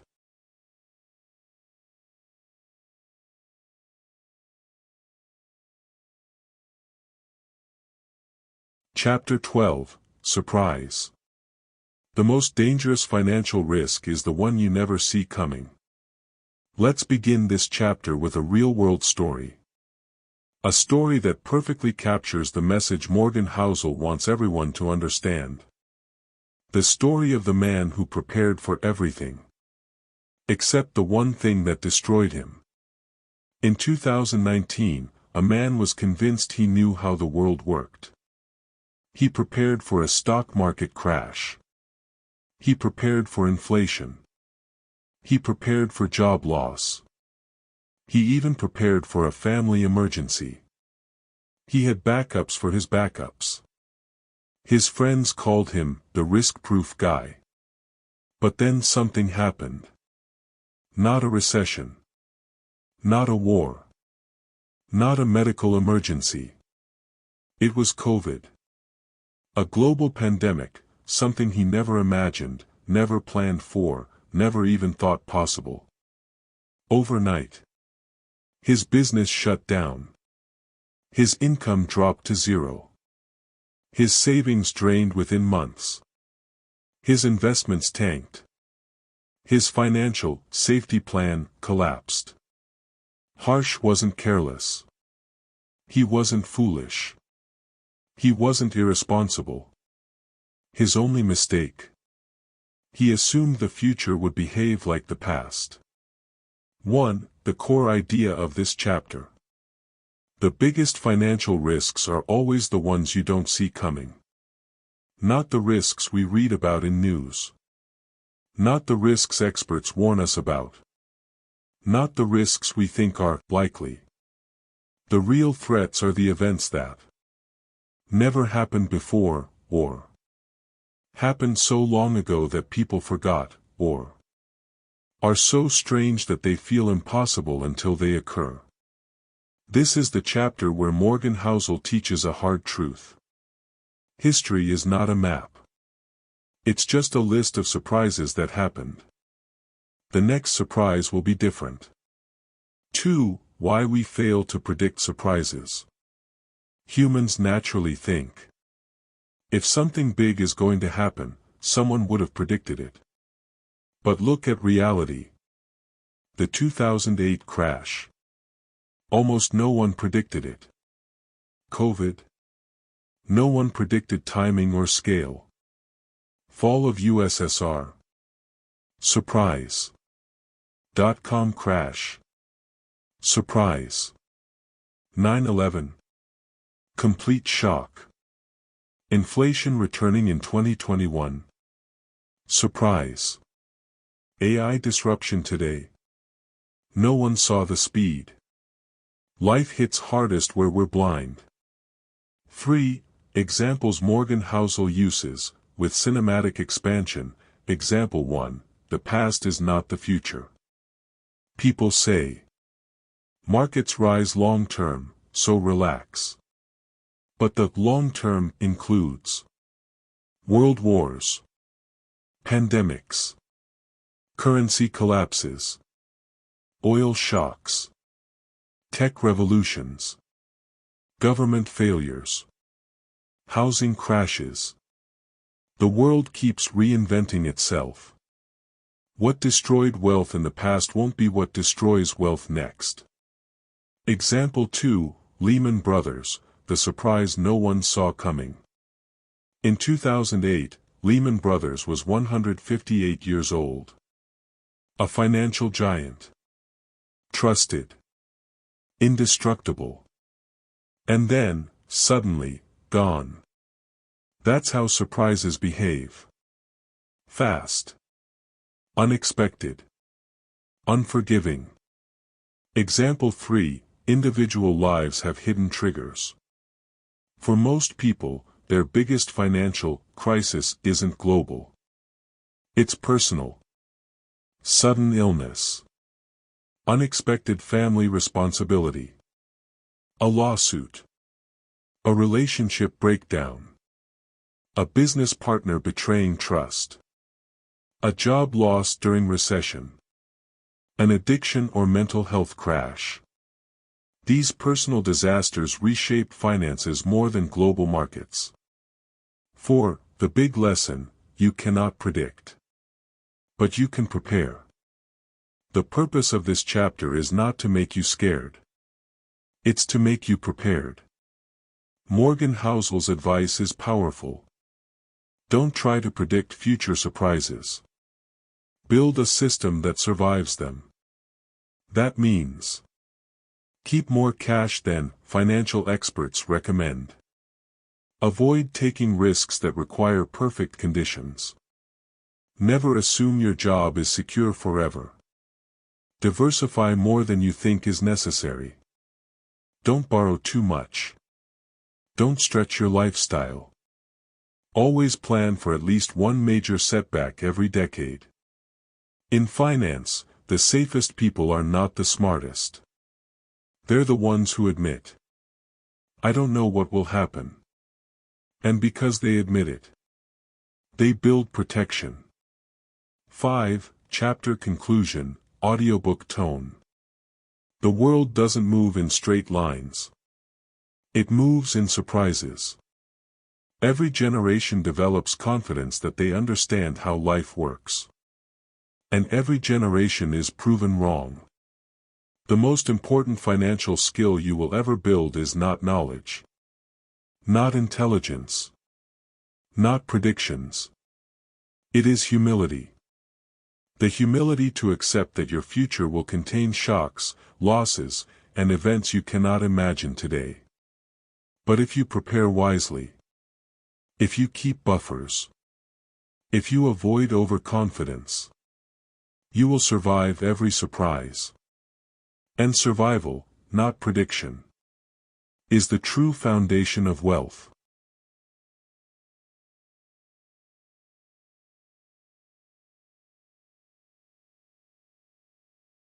Chapter 13, Room for Error, the hidden superpower of people who build wealth quietly, slowly, and safely. Let's start this chapter with a true story. A story that looks ordinary on the surface but contains one of the greatest financial lessons of your life. The pilot who saved 155 lives. Because he left room for error. In 2009, Captain Chesley "Sully" Sullenberger was flying U.S. Airways Flight 1549 when both engines failed minutes after takeoff. No thrust. No altitude. No time. The plane was falling. But Sully didn't panic. He made one of the most precise, impossible landings in history, on the Hudson River, with 0 deaths. How? What most people don't know is this. Sully practiced gliding without engines thousands of times. He left mental and physical buffers in his flying technique. He always assumed things could go wrong, very wrong. And because he lived with this mindset every single day, when disaster struck, he was the only one ready. 1. The core idea of this chapter. You build wealth not by being right all the time, but by being prepared to be wrong. Room for error is your financial airbag. It keeps your life from crashing when Your business fails. The market drops. A family emergency appears. You lose your job. A medical situation drains your savings. A pandemic hits. Inflation goes wild. A recession arrives unannounced. Most financial failures happen not because people were stupid, but because they had no margin for error. One small shock. One unexpected bill. 1 month of unemployment. And everything collapses. 2. Why room for error is not optional. Morgan Housel argues something uncomfortable. The world is too unpredictable for precision. The person who says, "I have calculated everything perfectly, nothing can go wrong," is the person most likely to fail. Because life will go wrong. Not maybe. Not probably. Not occasionally. Inevitably. You don't win by avoiding mistakes. You win by surviving them. 3. Small cushion, big power. Examples expanded. Example 1. The investor who was almost right. 2 investors each want to invest 10 Indian rupees lakhs. Person A invests the entire 10 Indian rupees lakhs. Person B invests 7 Indian rupees lakhs and keeps 3 Indian rupees lakhs in cash. The market drops suddenly. Person A loses 30% and has no backup. Panicked, he sells at a loss. Person B loses only on 7 Indian rupees lakhs, but uses his 3 Indian rupees lakhs to buy more at lower prices. 10 years later, Person B grows wealth faster than Person A even though he invested less. Because he had room for error. Example 2. Amazon's secret weapon. Jeff Bezos said, "Our success at Amazon is a function of how many experiments we can run per year." Why? Because experiments mean failures, and failures require cushion, safety margin, and tolerance. Amazon succeeded because Bezos expected things to go wrong, constantly, and created a system that could absorb mistakes. Example 3. Personal life shock example. Imagine you have a good job, a rented apartment, a decent bank balance, a predictable routine. Then suddenly, your mother gets sick, and you must support her. Your stable life now becomes more expenses, less savings, higher emotional load, less time, more pressure. If you never planned for a shock like this, your finances collapse instantly. This is why the financially wise keep a family emergency fund, extra savings, low debt, controlled lifestyle. Inflation. Life does not warn you before hitting you. Your only defense is building safety buffers before you need them. 4. The most important part, room for error helps you think clearly. When you have a buffer, you make better decisions. You avoid panic. You act long-term instead of short-term. You wait for great opportunities. You don't fall into desperation traps. You can sleep peacefully. When you have no buffer, you become anxious, impulsive, reactive, and poor decision-making becomes unavoidable. The wealthy are not calm because they are rich. They are rich because they built calmness. 5. How to add room for error in real life. Morgan Housel suggests you implement buffers in multiple areas. Financial buffers. Keep 6 to 12 months of expenses in cash. Avoid high EMIs. Never borrow money for wants. Keep lifestyle 20% below your income. Diversify aggressively. Career buffers. Keep updating your skills. Don't depend on one source of income. Reduce dependence on a single employer. Life buffers. Healthy routines. Strong relationships. Emotional support systems. Because when life hits, you don't just need money. You need mental clarity. 6. Chapter Conclusion, Audiobook Style. This chapter isn't about fear. It's about freedom. The freedom that comes from knowing.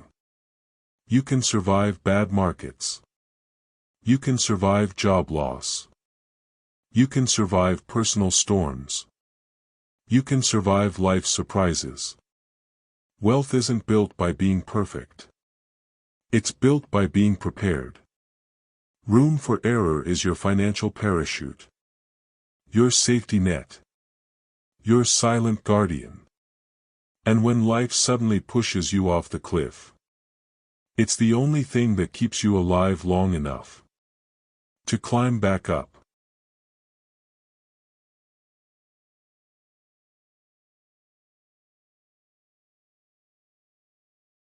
Chapter 14. You'll change, why your future self will not want what you want today, and why accepting this truth makes you wealthier, calmer, and stronger. Before we dive into the heart of this chapter, let's begin with a short, emotional real-life story. When a boy was 18, he had one dream: to earn a lot of money, buy a superbike, and live fast. He imagined himself roaring down the highway, wind cutting across his jacket, freedom screaming through the engine. Fast forward 12 years. He's 30 now. He earns well. He can easily buy that dream superbike. But today, he hesitates. Not because he is afraid. Not because he can't afford it. But because the person he is now is not the same person he was then. Today, he dreams of stability. He wants a home gym. He enjoys reading at night. He values safety, family, health, and peace. The old dream died quietly. Because Rohan changed. And here comes Morgan Housel's golden lesson. The biggest financial risk you face is not the market. It's assuming your future self will want the same things your current self wants. 1. The core idea: you will change, and that's normal. People build aggressive long-term plans based on who they are today. But 10 years from now, your values will change. Your desires will change. Your goals will change. Your definition of success will change. The problem is, people plan as if their personality is a rock. But in reality, it is a river. Flowing. Shifting. Evolving. The biggest financial mistakes come from committing to long-term responsibilities that your future self might not want. 2. The dangerous illusion of permanent goals. People say things like, I want to retire early. I'll work in this field forever. I will always love this business idea. I will never get bored of this job. I will definitely want that house or car one day. But most humans change dramatically every 3 to 5 years. Think about it. The dreams you had at 15 are not your dreams at 25. The life you wanted at 25 isn't the life you want at 35. Your definition of happiness at 35 won't match your definition at 45. And the craziest part? We underestimate how much we will change. Morgan Housel calls this the end of history illusion. We think we've already become the person we're meant to be. But actually, you're just halfway through your transformation. 3. A realistic look at how goals die over time. Example 1. The career shift. A person studies engineering because at 17 he thought it's the best choice. At 28, he hates it. At 33, he shifts to digital marketing.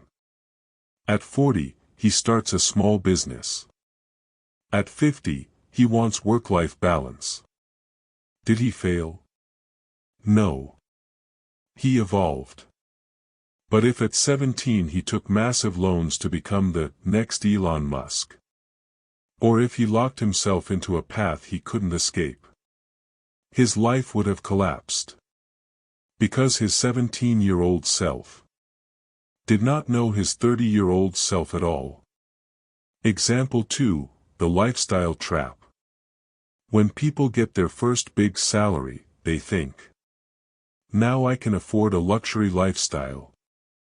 So they commit to high EMIs, expensive apartments, fancy cars, costly hobbies. But 5 years later, their priorities change. They want peace more than status. They want freedom more than flexing.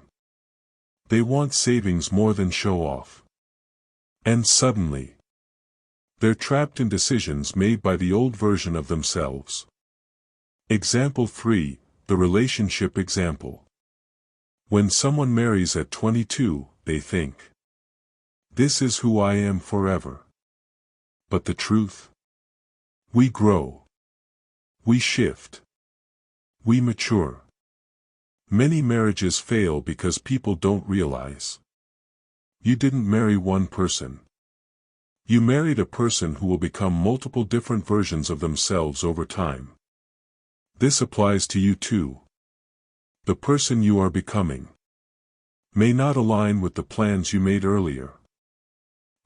So what should you do? The practical middle path. Morgan Housel offers a psychological and financial solution. 1. Keep your plans flexible. Avoid long-term commitments that lock you into one identity. 2. Don't make huge lifetime decisions based on temporary desires. A want that feels urgent today might not matter at all in 5 years. 3. Protect yourself with wide financial buffers. So when your future self changes direction, you have the freedom to follow without breaking your life. 4. Choose systems over goals. Instead of saying, I want to become X, build habits that make you adaptable, skilled, and stable across many paths. 5. Leave emotional room for reinvention. Give yourself permission to evolve without guilt. 5. The most beautiful realization of this chapter. You are allowed to outgrow your old dreams. You are allowed to change direction. You are allowed to become a new version of yourself every few years. You are allowed to decide that the things that once mattered don't matter anymore. This is not inconsistency. This is maturity. And financially, accepting this truth makes you richer.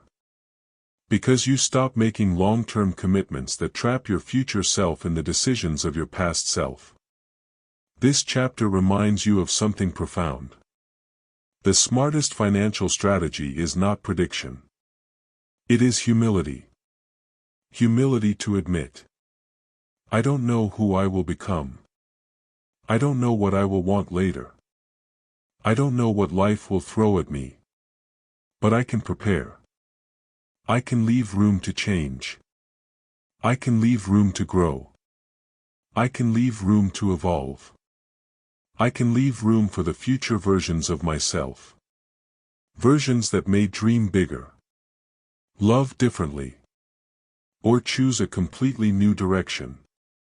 You will change. And that is your greatest strength, not your weakness.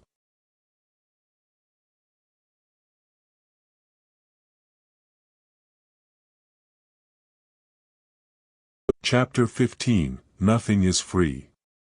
Imagine this. You want financial freedom. You want control over your time. You want peace of mind, wealth, security, options. But deep inside, there's a truth we all try to outrun. Nothing we want comes without paying a psychological price first. We think wealth is about numbers. Money in, money out. Savings. Investments. Returns. But the real cost? It's emotional. It's invisible. And it's non-refundable. You want to invest. But can you endure watching your money fall 30% and not panic? You want to save. But can you resist the desire to keep up with people who look richer than you? You want freedom. But can you tolerate months, maybe years, of slow, invisible progress while everyone else looks like they're winning faster?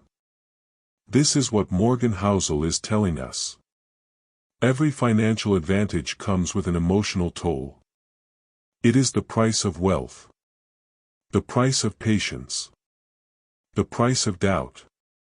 The price of staying calm when your mind screams to react. The price of holding your plan when uncertainty becomes unbearable.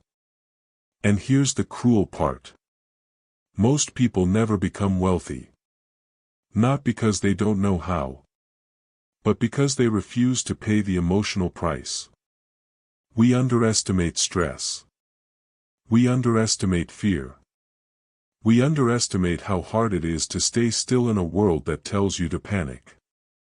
So here's the real lesson of this chapter. Wealth is not earned in the market. It is earned in the mind. If you want extraordinary results, you must accept an extraordinary cost.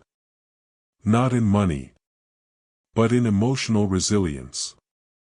In suffering silently while the world doubts you. In holding a long-term vision inside a short-term world.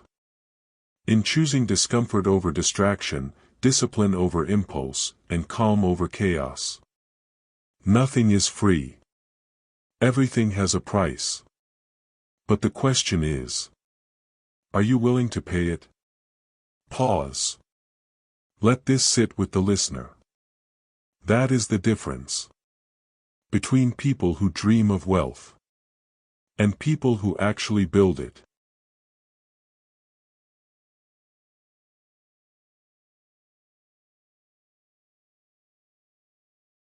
Chapter 16, You and Me. Why we never see money the same way. Narration tone, slow, piercing, emotionally heavy. Listen closely. Two people stand at the same crossroads. Both holding the same amount of money. Both living in the same world. Both facing the same choices. Yet one saves. The other spends. One invests calmly. The other panics at every dip. One thinks money is security. The other thinks money is freedom. One fears losing it. The other fears not using it. And none of this has anything to do with intelligence. This is what we never talk about. Your financial decisions are emotional echoes from the life you lived long before you ever earned your first rupee. Someone who grew up hearing, "We can't afford it," thinks differently from someone who heard, "Don't worry, we'll manage."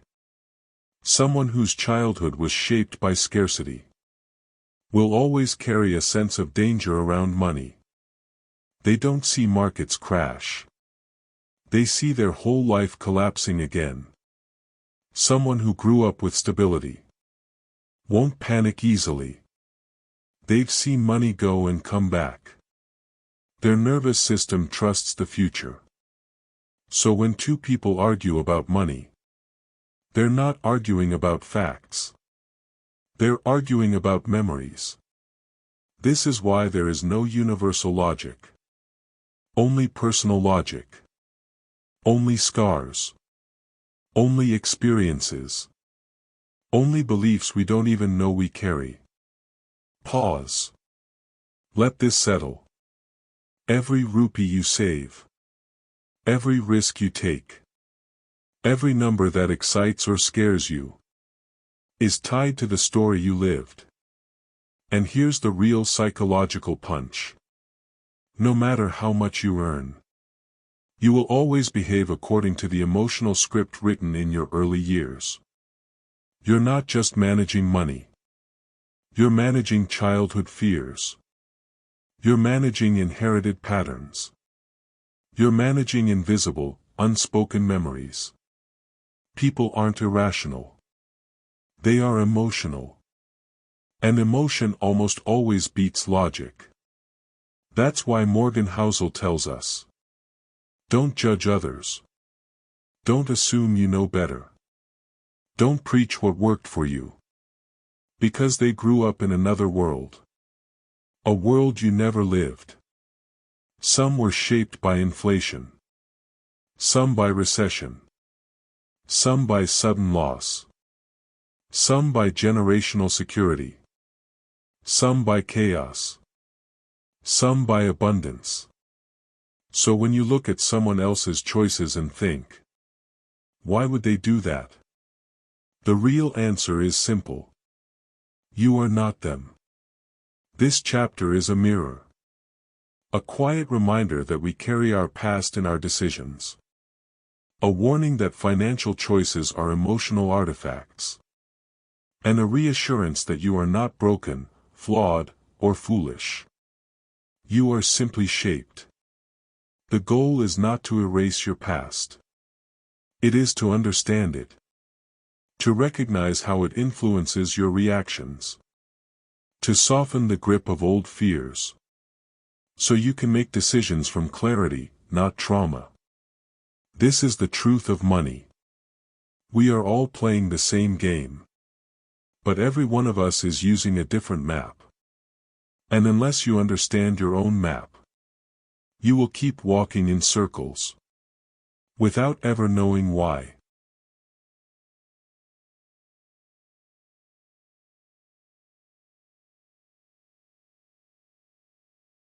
Chapter 17, The Seduction of Pessimism, Foundation Check. This chapter explores a very powerful idea. People trust pessimism more than optimism. Even though optimism is usually more accurate over long periods. Let's start with a simple guiding question to activate your thinking. Step 1. Understanding the core. Here's the simplest truth behind this chapter. Humans are naturally more sensitive to bad news than good news. Because our brain treats danger as a higher priority than opportunity. This instinct goes back thousands of years. But instead of telling you everything at once, I'll guide you with one focused question. When someone says, this new technology will change the world, we doubt it. We think, really? Sounds exaggerated. But when someone says, this technology is going to destroy jobs and ruin everything, we believe it instantly, because danger feels real. Fear feels serious. Bad news feels honest. Now here's the key idea of Chapter 17. People don't just want information, they want to know what to fear. So they can protect themselves. This is what media, politicians, and gurus exploit. They don't say, you're fine, relax. They say, the threat is real, follow me. There's a 3-step formula used everywhere. 1. Present a threat. 2. Amplify uncertainty. 3. Offer yourself as the protector. Example. The economy is collapsing. You don't know what's coming. But I do, follow my strategy. Step 3. How influencers use pessimism to control attention. Most influencers don't go viral because they're smart. They go viral because they understand one thing. Fear grabs attention faster than logic. Here's the exact formula many of them use. I'll walk you through it slowly. 1. They start with a threat. Influencer says, The economy is about to collapse. Your job won't exist in 5 years. Your habits are destroying your future. Why? Because your brain reacts instantly. Danger equals attention. 2. They add uncertainty. Then they say, most people don't know what's coming. Your life could change overnight. The system is lying to you. Uncertainty creates anxiety. Anxiety makes you seek more information. Information keeps you watching. This is exactly what the chapter teaches. Pessimism sounds smart because it feels like a warning. 3. They position themselves as the guide. Finally, they offer the solution. Follow me and I'll show you how to survive. Buy my course to protect yourself. Watch till the end, I'll tell you the secret. They present themselves as the protector. This is the entire psychological trap. Bad news fear. Fear attention. Attention trust. Trust influence. Influence money. Step 4, why I can save you, is the most powerful weapon. The threat gets your attention. The uncertainty increases your anxiety. But the solution? That's where they win you. Here's the psychology behind it. 1. The brain hates open loops. When someone scares you, your mind starts searching for safety. If they say, the world is collapsing, your brain says, tell me what to do. This craving for certainty makes you vulnerable. 2. When fear is high, logic shuts down. In moments of fear, your brain activates survival mode. This means you stop analyzing. You stop questioning. You stop comparing information. You stop thinking long-term. All you want is safety. And the person who provides it becomes the authority. 3. The protector becomes the most trusted voice. This is where influencers gain power. Once they say, I know the way out, your brain shifts into trust mode. Your fear decreases. Your dependence increases. You start believing everything they say, even if it's not true. This is exactly why pessimism spreads faster than optimism. Pessimists don't just point out danger. They sell themselves as the solution. And the brain falls for it. Every single time. Why is pessimism so seductive? Because fear makes people want a leader. And the one who scares them becomes the most believable savior. That's why pessimistic voices sound smarter, deeper, more serious, more realistic, more aware of hidden truth. Optimists have to prove they're right. Pessimists only have to sound like they're warning you. And the brain listens. Because the ancient mind says, someone who sees danger must be wise. That's how fear hijacks intelligence. Fear is one of the oldest survival instincts. And anyone who can activate it, immediately gains power.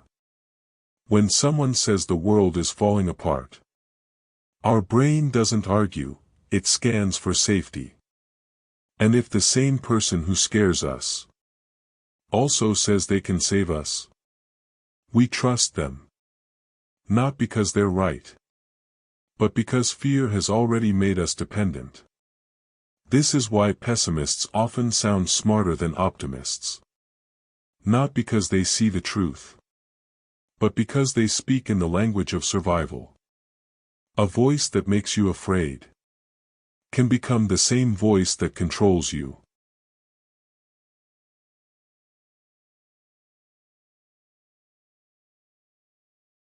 Chapter 18, When You'll Believe Anything. You know what's funny about money? People don't believe what is true. They believe what is useful to their emotional needs. And when greed takes over, truth becomes negotiable. In 1999, there was a man in America who invested every rupee-like dollar he had into a tech stock. No logic. No business model. No profits. But everyone said, "This is the future, this stock will make you rich." He believed them. He put in $100,000. Within a year, that money became $1.2 million. He thought, "I'm a genius. I have figured the system out." So he didn't stop. He doubled down. 2 months later, the stock collapsed by 96%. His $1 million fortune gone. He had to sell his house. His wife left. He went bankrupt. All because he believed what felt good, not what was true. Greed is not loud. It's a whisper. It doesn't say, "Give me everything right now." It says, "Just a little more, and then you'll stop." But you never stop. People fall for false financial ideas because they want shortcuts. They want to cheat time. They want a fast victory. And once they emotionally need the idea to be real, they'll believe any story that supports it. That's why scams work. Speculations rise. Bubbles form. And people repeat the same mistakes over and over. Money is not just numbers. Money is a mirror. It reflects your fears, your fantasies, your desires, and your weaknesses. When you want to believe something badly enough, you will stop asking questions and start believing lies. That's not stupidity. That's human nature. And the more you deny that, the more dangerous it becomes.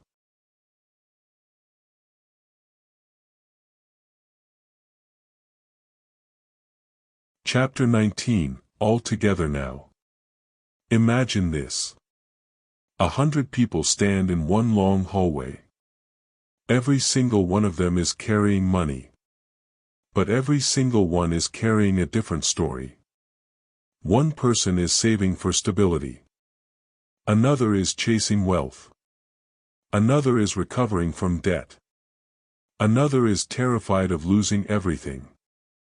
Another is trying to escape a life they hate. Another is investing for their children. Another is trying to impress people they don't even like. Same hallway.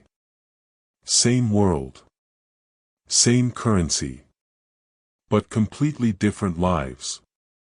And this is why Morgan Housel says one of the most important lines in the entire book. Financial decisions are never made in spreadsheets. They are made in real lives. Lives full of fear, memories, trauma, dreams, insecurities, hopes, responsibilities, ambitions, and scars. People are not rational. They are not logical. They are not predictable. They are human. And every human makes money choices for reasons that only make sense when you see the entire story behind their life. The story that reveals the truth. Imagine 2 investors. Investor 1 grew up with nothing. Poverty wasn't a fear. It was the background noise of their life. Money was always disappearing. Never enough. Always slipping through the cracks. So when this investor finally earns a little, they save aggressively. They refuse to take risks. They protect every rupee like it's their last lifeline. People call them too conservative. But they're not conservative. They're shaped. Now, investor 2. They grew up in comfort. Their parents owned a home. There were savings, vacations, stability. They saw money come and go without panic. So when they invest, they take risks confidently. They believe in long-term growth. They trust the future. People call them brave. But they're not brave. They're shaped. Same world. Different childhood. Different psychological wiring. Different decisions. And this is the beating heart of Chapter 19.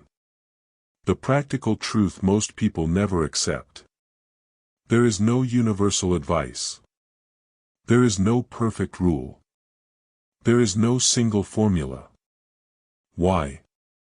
Because people want different things. People fear different things. People can tolerate different levels of uncertainty. People have different definitions of success. People have different timelines. People are living entirely different emotional lives. That's why what works for one person can destroy another. That's why copying someone else's financial strategy often leads to disaster. You are not them. They are not you. The psychological twist. If you look at someone's financial choice and think, "I'd never do that," you're probably right. Because you're not living their life. You don't carry their memories. You don't carry their trauma. You don't carry their responsibilities. You don't carry their pressure. You don't carry their fears. You don't carry their dreams. Every financial decision is an emotional fingerprint. Unique. Personal. Unrepeatable. And this is the moment you realize. There is no correct money decision. Only the decision that fits the story of the person making it. The closing that ties the entire book together. This chapter is named All Together Now for a reason. Every principle in this book, luck, risk, wealth, patience, freedom, greed, fear, optimism, pessimism, comes down to one central truth. Money is not about money. Money is about people. People who are unsure. People who are emotional. People who are doing the best they can with the experiences they have lived and the world they have inherited. You cannot judge them. You cannot copy them. You cannot compare yourself to them. You can only understand yourself.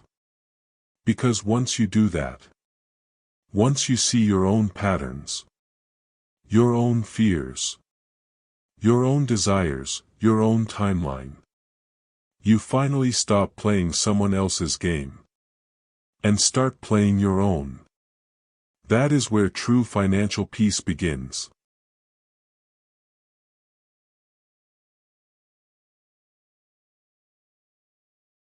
Chapter 20, Confessions. Confessions. A strange word to end a money book with. But Morgan Housel knew exactly what he was doing. Because after all the stories, all the principles, all the psychology, this chapter is a reminder that even the smartest people in the world are still human, still flawed, still guessing, still adapting. And so the chapter opens with a quiet truth that feels almost uncomfortable. Every financial expert is more confused than you think. And every ordinary person is smarter than they realize. This is not a world of perfect decisions. It's a world of honest confessions. So let's begin. Confession 1, I don't know what's going to happen. The first confession is this. No one knows the future. Not economists. Not investors. Not analysts. Not the media. Not the legends of Wall Street. People might pretend. They might sound confident. They might show charts, predictions, statistics. But the truth is simple. The world is too complex. The variables are too many. And the future is too wild. So when someone says, "This stock will double. This investment will never fail. This market will crash. This decade will look exactly like the last one," they're not predicting the future. They're projecting their emotions. The real professionals know one thing. Uncertainty is permanent. The smartest financial decision is not trying to be right. It's preparing to be wrong. Confession 2: My personal finances are not theoretical. They're personal. Here's another uncomfortable truth. Even financial experts break their own rules. They'll tell you diversification is essential. But they might personally take concentrated bets. They'll tell you to ignore the noise. But they still feel anxiety when markets fall. They'll tell you to think long-term.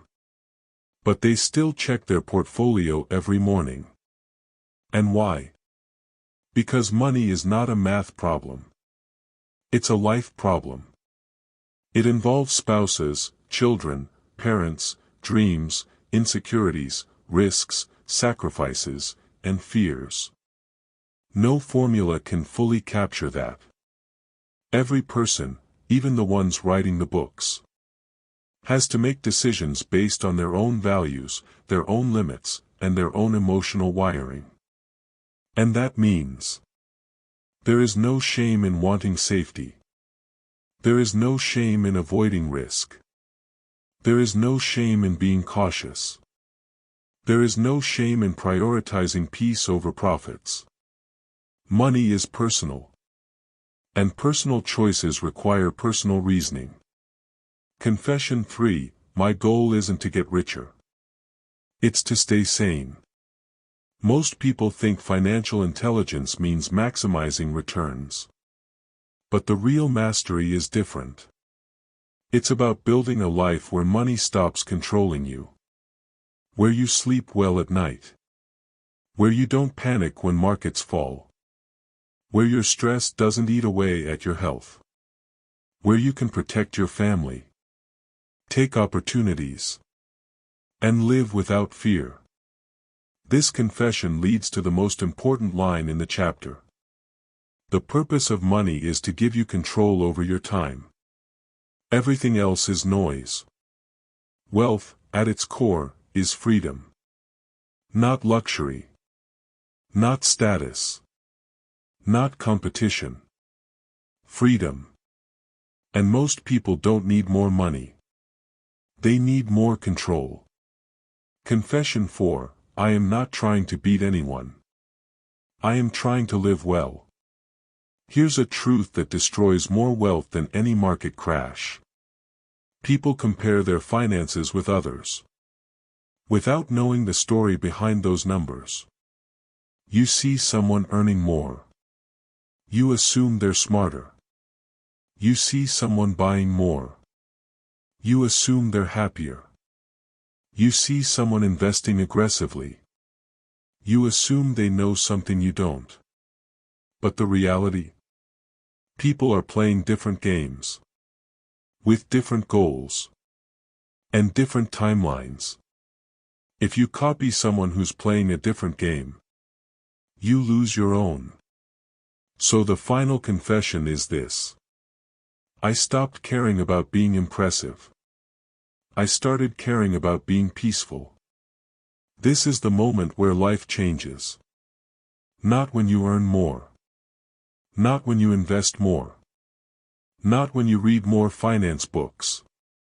But when you stop competing. Because peace is the ultimate wealth. The final message of the book.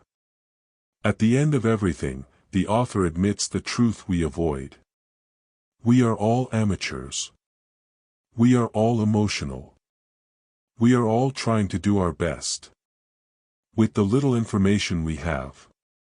In a world that is unpredictable. And that's okay. Because the goal is not perfection. The goal is progress. The goal is not to master the markets. The goal is to master yourself. Money is a story written over time. Through habits. Through decisions. Through experiences. Through mistakes. Through patience. Through endurance. And this is the real psychology of money. You can't control the world. But you can control your behavior. And that is enough to build a meaningful financial life. This chapter closes quietly, almost softly, like a whisper. No one has it all figured out. But if you stay calm, stay patient, stay disciplined, you'll do better than 99% of people. And that is the final confession. Not of failure, but of freedom.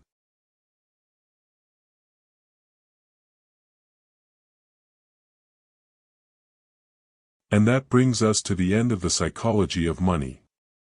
But before you leave, pause for a moment. Think about everything you've heard in this journey.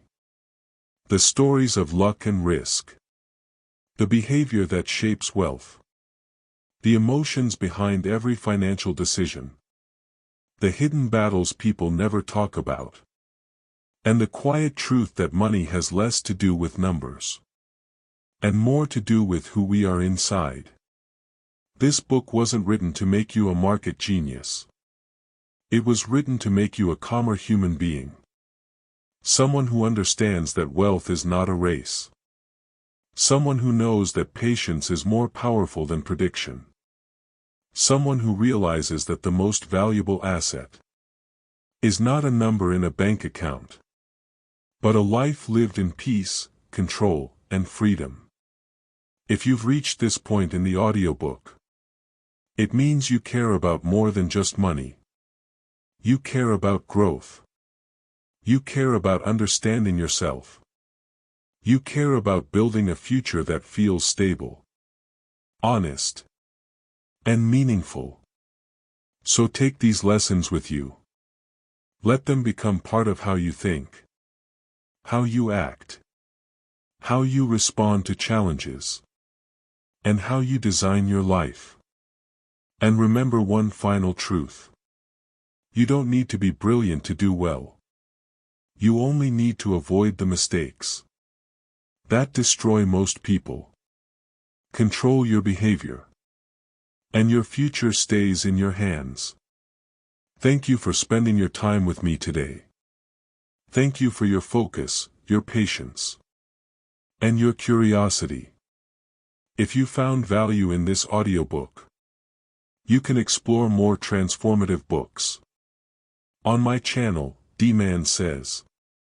And if you'd like to continue your journey of self-mastery, wisdom, and growth, the next audiobook is already waiting for you. Until then, take care of your mind, take care of your money, and take care of the life you are building. Because in the end, that is the greatest wealth you will ever own.